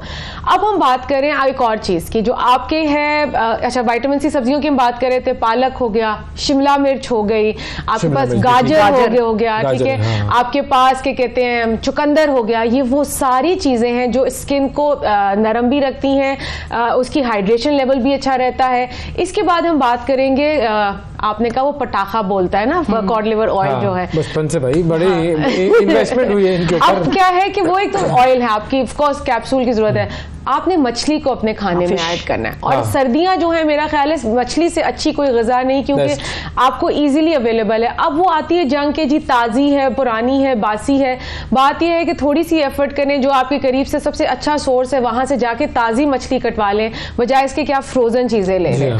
फिश में होते हैं ओमेगाज जो है वो आपकी स्किन को हाइड्रेट रखते हैं, ऑयलिंग के लिए बहुत ज़्यादा इंपॉर्टेंट होते हैं, बालों के लिए बड़ा ज़बरदस्त, बालों के लिए बहुत अच्छा है, स्किन के लिए बहुत अच्छा है, आपके इम्यूनिटी के लिए बहुत अच्छा है, ये सारी चीजें में आ जाती हैं।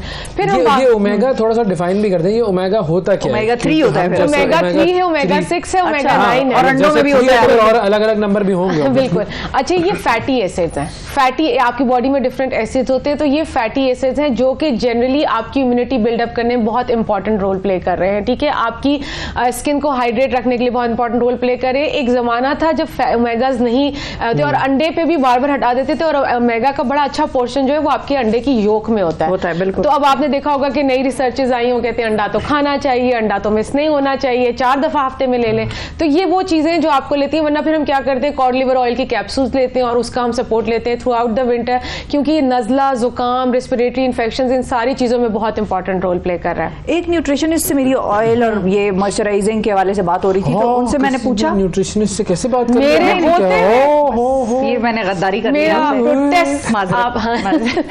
तो उन्होंने मुझे ये बताया कि अगर आपके बालों में खुश्की आ रही है या स्किन पे खुश्की है, तो इसका मतलब आपके जिस्म के अंदर खुश्की है, मतलब वो जो इनफ ऑयल्स आपकी बॉडी को अंदर से चाहिए वो नहीं है बेसिकली। तो आप ये ऊपर से जितना लगा लें, आपने खाना है पहले। बिल्कुल, तो इसलिए मैंने कहा ना, you are what you eat. आप नहीं, तो सर्दियों में ऐसा क्या हो जाता है अचानक कि हमारी बॉडी में इंटरनली अच्छा देखो, सर्दियों में ना दो चार चीजें, वेदर ऐसा है क्योंकि आपकी ऐसी स्किन जो है ना झड़ती रहती है, वेपरेशन होती रहती है इस बॉडी पे से, तो आपका ड्राई वेदर होता है सर्दियों में ज्यादा, ठीक है।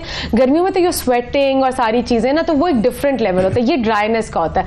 दूसरा ये कि बहुत बड़ा फैक्टर है कि हम खाने में ऐसी बहुत सी चीजें ले लेते हैं सर्दियों में जो आपके जिस्म से पानी को एब्जॉर्ब कर लेते हैं। Let's talk about fried foods. हमारा बड़ा दिल चाहता है ना कि वो शाम हो तो वो कबाब हो, तो चाय के साथ समोसा हो जाए, ये सर्दियों में ज्यादा ट्रेंड है शिफा। तो वो भी नमक मिर्च वाली ज्यादा ग़िज़ा भी आपके जिस्म से पानी को एब्जॉर्ब कर लेती है। ज्यादा तेल वाली ग़िज़ा आपके घर में अगर नमक ज्यादा इस्तेमाल हो रहा है तब भी आपकी बॉडी से हो रहा है। जो ऊपर खाने पे नमक डाल के खाते हैं, तो बड़ी खतरनाक है। यस, तो ये मल्टीपल चीजें हैं विच वी डू, और जिसकी वजह से, और वो विंटर में ज्यादा हो जाता है, और नेचुरली पानी का इंटेक आपका कम हो रहा होता है। चाहे आप जितना भी ख्याल रख लें, बॉडी वैसे इंडिकेट नहीं करती जैसे हम गर्मियों में हमें बॉडी बिल्कुल खटखटा के कहती है कि बेटा पानी पी लो, ठीक है। तो ये हो गए। अब हमें खटखटाना पड़ता है वॉशरूम का दरवाजा क्योंकि कोई और गया हुआ होता है, हम कहते हैं भाई तुम निकलो तो हम जाए पानी ज्यादा पी लिए। बिल्कुल। अब इसमें हम जहां बात कर रहे हैं वहां हम बात करते हैं ड्राई फ्रूट्स की। ड्राई फ्रूट्स एक मेवा जात है जो कि मेरा ख्याल है सिर्फ हमने सर्दियों में उसको लिमिट कर लिया, बट वो ऑल ओवर द ईयर आप ले सकते हैं। बट लिमिट हमेशा मैं कहती हूँ हैंडफुल ऑफ नट्स है, हैंडफुल ऑफ नट्स नहीं है। Can you see the difference? This is the difference we do. यूं लोगी तो 8-10 से ज्यादा नहीं आएंगे, और यूं मुट्ठी भर के लोगे तो अच्छे खासे हाथ में आ जाएंगे। किसी के घर में जाए ना, वो पड़ी हुई होती है ट्रे, तो फिर थोड़ी सी यूं करके आप जरा जेब वेब में डाल दें, वो अलग बात है। तो ये ड्राई फ्रूट्स भी हैं, बट अगेन मैं बार बार कह रही हूँ कि ड्राई फ्रूट्स का भी एक पोर्शन होता है। दे आर गुड फैट्स, जो आपने बात की उसमें भी ओमेगाज हमें मिलते हैं, बट वो कोलेस्ट्रॉल रिच भी हैं। तो अगर हम बहुत ज्यादा काजू या बहुत ज्यादा बादाम, पिस्ते, इस तरह की चीजें लेना शुरू करेंगे तो दैट कैन ऑल्सो, कहते हैं दाने निकल आए, दाने तो निकल आते हैं ना, बिकॉज वो ऑयल है, उसके अंदर कोलेस्ट्रॉल है, वो आपकी जो है उस तरह की क्लेंजिंग नहीं हो पाती है, ठीक है, तो जिसकी वजह से आपकी इंडिकेशन होना शुरू होती है। आपने से बात की शिफा के खुश्की आ रही है तो बॉडी के अंदर है, आपको पिंपल्स आ रहे हैं, इन्फ्लेमेशन बॉडी के अंदर है। So these are all indications जो बॉडी आपको बता रही है, because it can't talk to us, हमें बात तो नहीं कर सकती ना, तो वो हमें साइंस एंड सिम्टम्स देती है कि there is something imbalance going in the body. बिल्कुल, ये सारी चीजें हैं। तो फ्रूट्स पे आ जाएं अब। जी, फ्रूट्स पे आ गए। अब हम बात करते हैं fruits the richest source of vitamin C. Vitamin C जो है एंटीऑक्सीडेंट्स है। हमेशा मैं बात करती हूँ, ये जितनी चीजों के मैंने नाम लिए एंटीऑक्सीडेंट रिच है। एंटीऑक्सीडेंट आपकी बॉडी का एक दिफाई वो है, अल्लाह ताला ने मैकेनिज्म बनाया, वो आपकी बॉडी से सारे फ्री रेडिकल्स यानी कि गैर जरूरी मादनियात को बाहर निकाल देता है। तो जितना आप एंटीऑक्सीडेंट रिच डाइट लेंगे, आपकी skin hydrated, oxygenated, moisturised, everything will be there, ठीक है। अब उसमें आ जाता है सबसे पहले तो विटामिन सी। और विटामिन सी की अगर बात करें तो सर्दियाँ, आपकी माल्टे, किन्नू, grapefruit, you name it, अमरूद है, सारी चीजें हैं जिससे आपको अंगूर हैं, इन सब से आपको विटामिन सी मिलता है। मौसमी है, मिठे, हर तरह की सोर्स आप यूज कर सकते हैं। मिठे क्यों कहते हैं? होता तो बड़ा कड़वा है वैसे। ये मुझे भी नहीं पता। ये तो इसी पे तो रिसर्च कर रही है, झूठ बोलती है ये इन्होंने इसी पे तो आपने करना था थीसिस अपना। हो ये रह गया। अब मैं अगली दफा आऊंगी मिठे कड़वे क्यों, ये टॉपिक होगा। लेकिन वाकई आपकी बात बिल्कुल सही है कि उसको मिठे क्यों कहा जाता है, आज तक नहीं समझ आया, होते वो बहुत कड़वे हैं, लेकिन वो बहुत कमाल की चीज है। डायबिटिक पेशेंट्स के लिए बहुत अच्छे हैं, क्योंकि ऑरेंज भी एक ऐसा है कि अगर हमारे मसला ये है कि फ्रूट हो तो मीठा हो, तो मिठे जो आप लोग खाते हैं तो उसमें ज्यादा इतना मिठास नहीं होती और वो आपको विटामिन सी भी मिल जाता है और चीजें मिल जाती है, फाइबर भी मिल जाता है, तो वो डायबिटिक पेशेंट्स के लिए बहुत अच्छा है। दे कैन यूज इट, और वो एक टाइम पे 2 मिठे आराम से 2 से 3 मिठे खा सकते हैं। ऑरेंजेस का ये होता है कि फिर आपको जरा कंट्रोल करके खाना होता है। बिल्कुल, कंट्रोल का ही तो मसला है सबसे बड़ा। बिल्कुल, अब ये सारे जो काम हम करेंगे तो हमारे अंदर की जो हाइड्रेशन है बिल्कुल आपकी उस पर असर पड़ेगा। आपकी जब अंदर स्ट्रेंथ बिल्डअप होगी तो वो फिजिकली नजर आने शुरू हो जाएगी। आप अंदर से कमजोर होंगे तो आप फिजिकली नजर आना शुरू हो जाएंगे, चाहे वो आयरन की डेफिशिएंसी है, चाहे वो विटामिन सी की डेफिशिएंसी है, विटामिन डी की डेफिशिएंसी, मतलब you name it, and it will start reflecting on your body. Internal system सही करो भाई, इंसानों भी और मुल्क वालों को भी चाहिए इंटरनल सिस्टम। लेकिन जिस तरीके से हम फिश बनाते हैं डीप फ्राइड करके, इतनी बड़ी कढ़ाई में वो फिश डालते हैं, वो ठीक है, उसमें कुछ बचता है तेल वेल अंदर का उसका अपना। अब ये तो एक वो हो जाएगा, देखो no doubt it's very tasteful, but generally we recommend कि आपने मछली खानी है तो उसको उसकी नॉर्मल जैसे ग्रिल्ड है, या उसको आप सालन में बना लेते हैं, या आप उसको स्टीमर में बना लेते हैं, या हल्का सा उसको ऑयल में करके आप पैन ग्रिल जिसको आप कहते हैं वो कर सकते हैं। आपकी बात बिल्कुल ठीक है, उसमें इतने मसाले लगाते हैं। मैंने क्या बात बोली थी, क्यों डिहाइड्रेशन हो रही है? We want to have lots of मिर्चें सर्दियों में, नमक, तो वो जब उस पर लगती है और वो फिर डीप फ्राई होती है, और अक्सर क्या होता है जब हम मार्केट से लेते हैं तो रीफ्राई भी हुई होती है, तेल ही इतना। यस, तो वो जरा थोड़ा सा आपके लिए महंगा है ना। हाँ, पेट्रोल महंगा है बिल्कुल। तो कोई पता नहीं एक वक्त में पेट्रोल में तली हुई चीजें भी हम खा रहे हो, भाई गधे खोते भी तो खाए हैं ना हमने। हाँ बिल्कुल, ये भी बिल्कुल सही खा सकते हैं, और बस जितना हो उतना खा सकते हैं। जबरदस्त। तो ये चीज़ें इंटरनली आपको जो है वो ये हाइड्रेटेड रखेंगी तो बेहतरी होगी। ज़रा सर्दी में हम मुझ जैसे लोग ज़रा सर्दी में कोई फंक्शन करने के काबिल हो सकेंगे, वरना नहीं होता है भाई, वाकई बहुत मुश्किल मसाइल होते हैं ज़िंदगी में। थैंक यू जी, बहुत शुक्रिया, आपने हमारी सर्दियों को बेहतर बनाने में अहम किरदार अदा किया। बिल्कुल, जज़ाकल्लाह। नेक्स्ट टाइम मिठे कड़वे क्यों, ये रिसर्च होनी चाहिए डॉक्टर साहब। और फूड रिलेटेड जितने डिपार्टमेंट्स हैं उनको भी बता दिया जाए ये टॉपिक, ताकि उस पर PhD करवाया जा सके। अच्छा जी, वक्फा ले लेते हैं, वक्फे के बाद दोबारा मिलेंगे। Stay with us. सुबह सवेरे पाकिस्तान। वेलकम बैक जी। नाजरीन, अवैस, मुझे अभी अचानक से फिरौन याद आ गया। ज़ाहिर है रिश्तेदार याद आते हैं इंसान को अक्सर। नहीं, अल्लाह ना करे कि मेरे खानदान में कोई ऐसा मेरा रिश्तेदार जानने वाला। तो अक्सर ऐसा होता है कि मैं तो लोगों से कहता हूं कि भाई देखो, अगर कभी बच्चों को फिरौन के बारे में बताया है ना, तो बच्चों को कभी किसी गवर्नमेंट ऑफिस में ले जाओ ताकि दिखा भी सको उनको। अक्सर औकात वहाँ पर ऑफिसर जो है बड़े फिरौन बने हुए होते हैं। ऐसा भी होता है। ये एक तो बच्चे प्रैक्टिकली देख लेंगे ना फिरौन कैसा होता है। लेकिन जो हमने असल में देखा फिरौन को, कि फिरौन असल में जो असल वाला फिरौन था, जो वहाँ पर मम्मी हुआ था, वो कौन था, कैसा लगता था, ये तस्वीरें वायरल है सोशल मीडिया पे, अक्सर हम नजर आती है। फिरौन के हवाले से तो जो कि कुरान की आयत भी है कि हमने उसको दुनिया भर की रहती दुनिया के लिए इबरत का निशान बना दिया। तो अल्लाह ताला ने उसको ये पहले से ही बता दिया गया था कि ये जो शख्स है ये अब रहती दुनिया तक इबरत का निशान बनेगा। और फिर जब उसकी लाश निकाली गई, फिर उसके बाद उसको जो है वो प्रिजर्व किया गया। और एंशिएंट इजिप्ट के अंदर तो खैर ये रिवाज था कि वो अपने जो भी बादशाह या जो भी बड़े लोग मर्द औरतें होते थे उनकी लाशों को प्रिजर्व करते थे और उनकी हनूदकारी करते थे, ममीफाई करने का जिसको प्रोसेस होता है वो करते थे। लेकिन इसकी जो लाश थी वो समुंदर में थी, वहां से निकाली गई और फिर उसके बाद उसको अब मतलब प्रिजर्व किया गया है। बिल्कुल। तो वो जो ममीफाई करने का प्रोसेस है वो है बेसिकली हनूदकारी का और वो सिर्फ वहां नहीं होता, हमारे यहाँ भी हनूदकारी की जाती है। हमारे यहाँ आमतौर पर हनूदकारी हम किस चीज की देखते हैं? जानवरों की। शिकार में बड़ा पॉपुलर है हनूदकारी करना। बड़े बड़े लोगों के घर आप जाए ना, सियासतदानों के घर, या जो जरा वडेरे और वो लैंडलॉर्ड्स टाइप लोग हैं, उनके घर जाओ तो ड्राइंग रूम में एक सर लगा होता है दीवार पे जिसके सींगें होती हैं, चीते की खाल लगी हुई होती है, उस पे चीते का मुंह है, उस पे चल रहे होते हैं बड़े बड़े तो ये करते हैं। इनका सबका जो है सिलसिला ये चलता रहता है। हनूतकारी यहाँ पर पाकिस्तान में भी होती है, लेकिन कौन कर रहा करता है कौन पाकिस्तान में है? हनूतकारी? करता और कौन कैसे है? करता है, क्या करता है, कुछ जरा बताएं। ये सारा प्रोसेस जो है हम अवैस को एक और बिजनेस आइडिया देने लगे हैं। आज हम हाँ। बताएंगे अवैस को हनूतकारी कैसे करें, पता चले मेरी ही की हो, खुदा ना खास्ता, अल्लाह तौबा तौबा। लेकिन आप मरे तो सही। बस देखे पता Preserve चल गया करेंगे ना, हम। फौरन ये इन्होंने प्रिजर्व करके फिर अपने स्टूडियो में भी लगाना। हाँ, कि लगाना कि भाई ये खातून थी, 200 साल बाद बताया जाएगा कि ये और क्या मॉर्निंग शो ये करती थी। खैर, जाहिद हुसैन साहब हमारे पास मौजूद हैं और हमारे प्रोग्राम का हिस्सा बन रहे हैं। जाहिद हुसैन साहब खुद भी हनूतकार हैं और हनूतकारी के एक्सपर्ट बेसिकली हैं। पाकिस्तान में हनूतकारी करते हैं, किस तरह से करते हैं, कौन कौन से लोग आके इनको किस किस किस्म का जानवर देते हैं और हनूतकारी कितना मुश्किल या आसान अमल है, ये हम इनसे जानेंगे। अस्सलाम वालेकुम जाहिद साहब। अस्सलाम वालेकुम सर। बहुत शुक्रिया सर, आपने वक्त निकाला। सबसे पहले तो ये बताएं, आप हनूतकारी की तरफ कैसे आए, आप कैसे बने हनूतकार? असल में मेरे वालिद साहब ये करते थे, आज तकरीबन 60-65 साल पहले करते थे। मेरे वालिद साहब, पूरी फैमिली हमारी करती थी।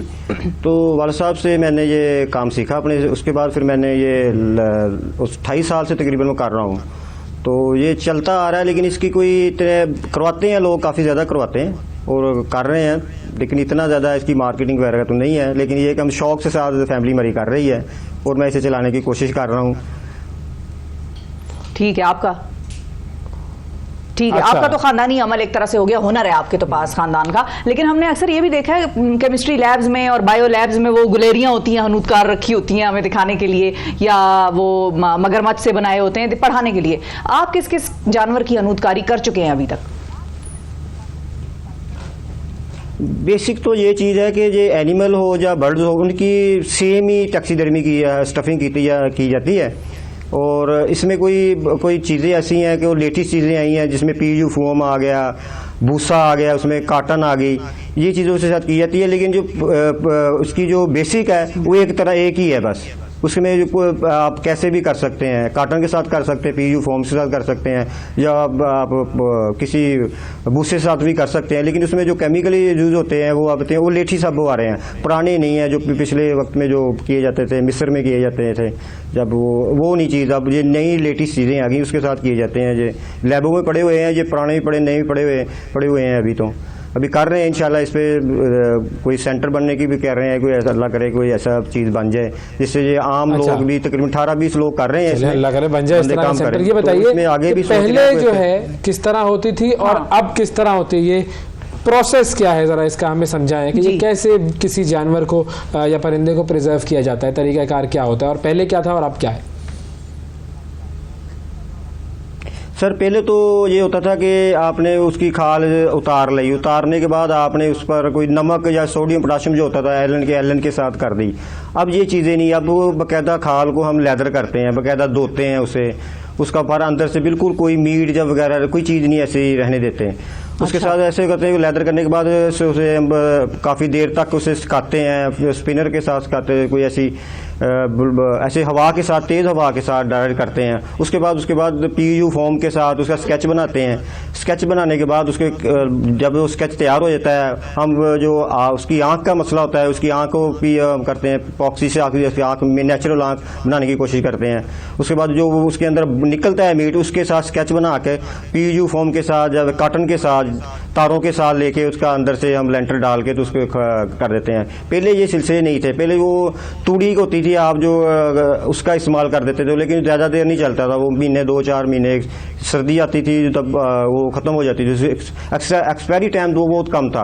अब तो आप 100 साल तक, 50 साल तक इसे आसानी से ले जा सकते हैं। अगर आपके डैंग रूम में पड़ा हुआ है या आप किसी म्यूज़ियम में पड़ा हुआ है तो 50 साल 60 साल ये आसानी से चला जाएगा, उसे कुछ भी नहीं होगा।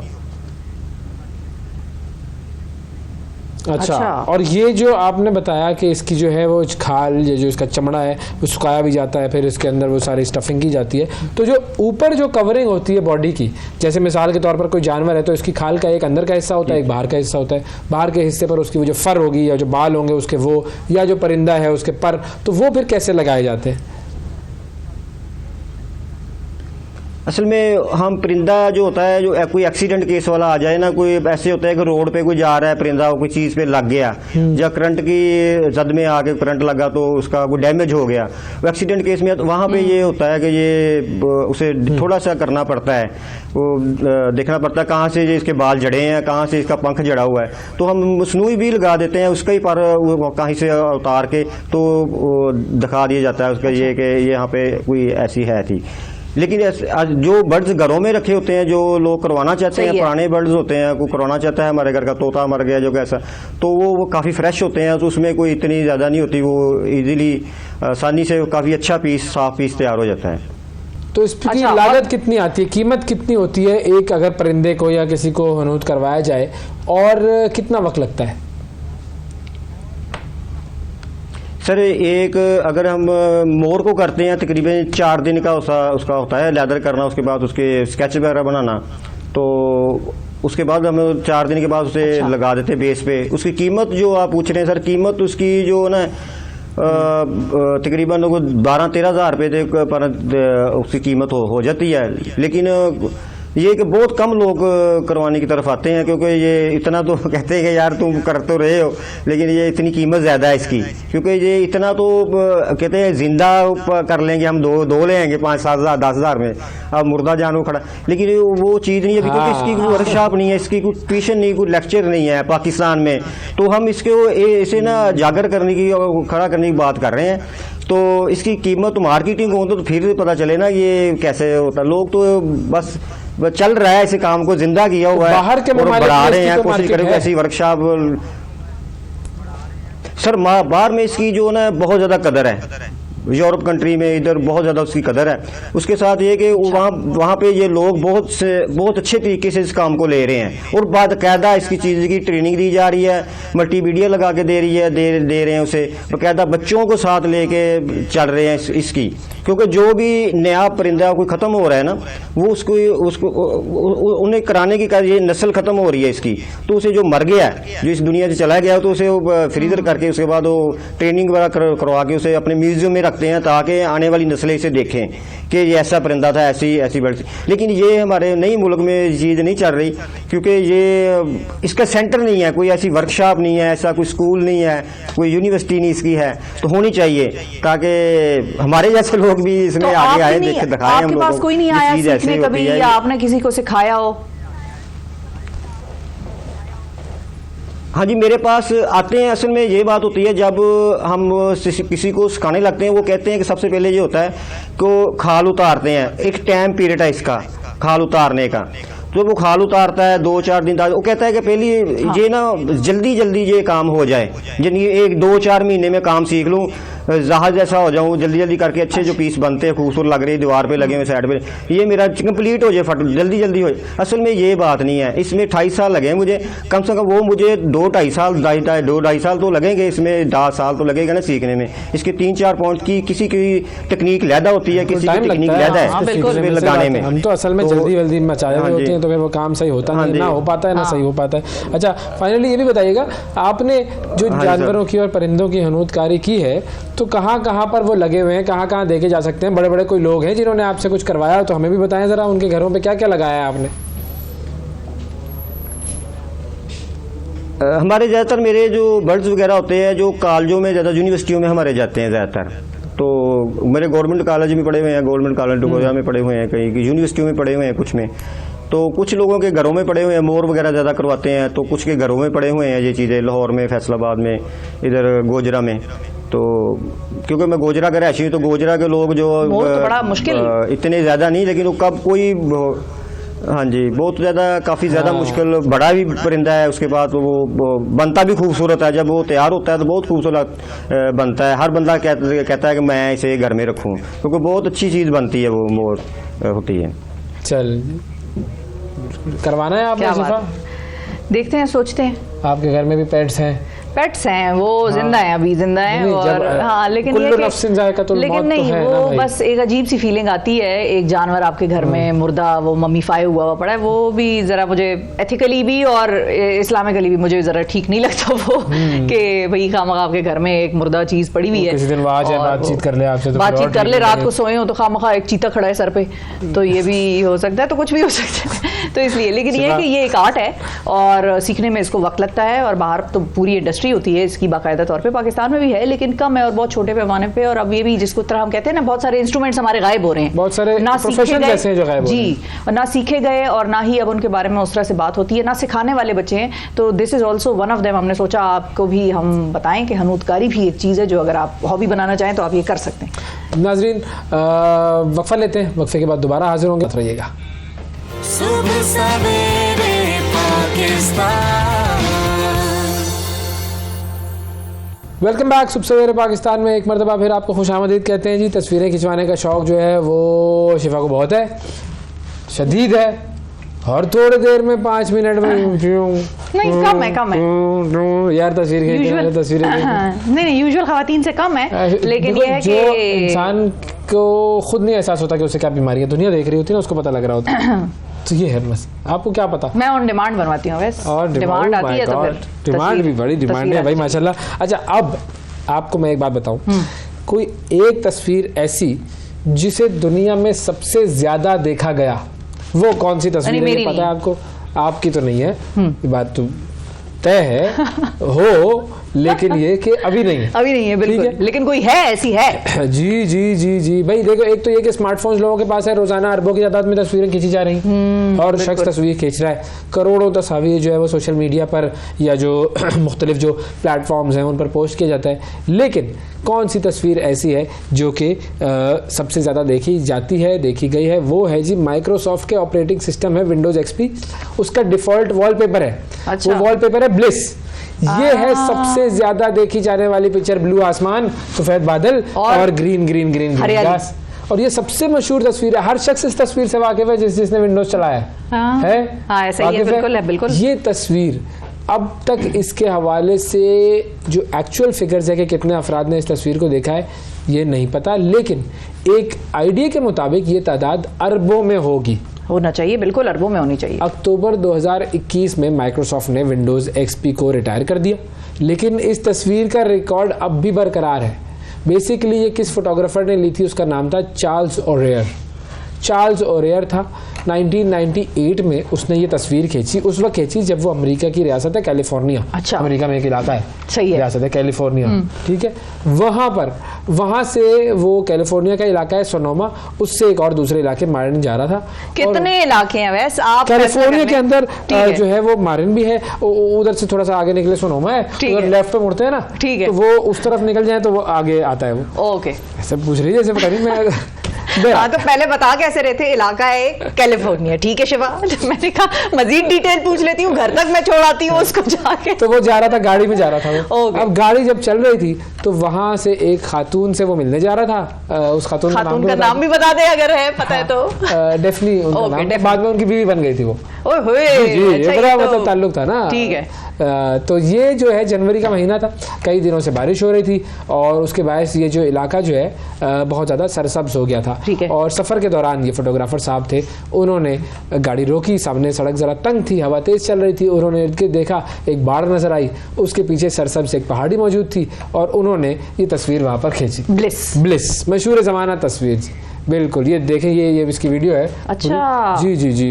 अब एक इंटरव्यू में बेसिकली उसने बताया कि देखो ये मैं गाड़ी से बाहर निकला, मैंने कुछ तस्वीर खींची, उसके बाद फिर वो सफ़र शुरू कर दिया मैंने। अब तो खैर उनके सफ़र के बारे में सब जानते हैं, मैंने जब बता दिया तो और सब लोग जानेंगे। बिल्कुल, हमारी अवाम के लिए ये इंतहाई अहम एक पीस ऑफ इंफॉर्मेशन था।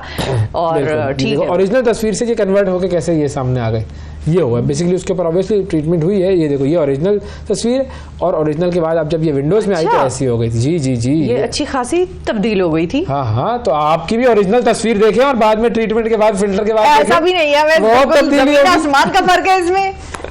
अच्छा, अब उस वक्त क्या हो रहा था, मामू पर आ गया है भाई, ये सुबह सुबह बिठा के सबको। माइक्रोसॉफ्ट को मामू नहीं बनाया, मैं आपको बताता हूँ। माइक्रोसॉफ्ट की जानिब से विंडोज एक्सपी को मुतारिफ करवाने की उस वक्त चल रही थी तैयारी। ओके, ठीक है, तो उसमें काफी सारे जो ऑपरेटिंग सिस्टम्स थे उनके फीचर्स को यकजा किया हुआ था।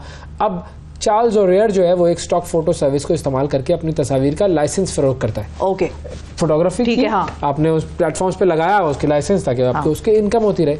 तो उस स्टॉक फोटो सर्विस के मालिक जो है वो उस वक्त के माइक्रोसॉफ्ट के जो चीफ एग्जीक्यूटिव थे बिल गेट्स वही थे।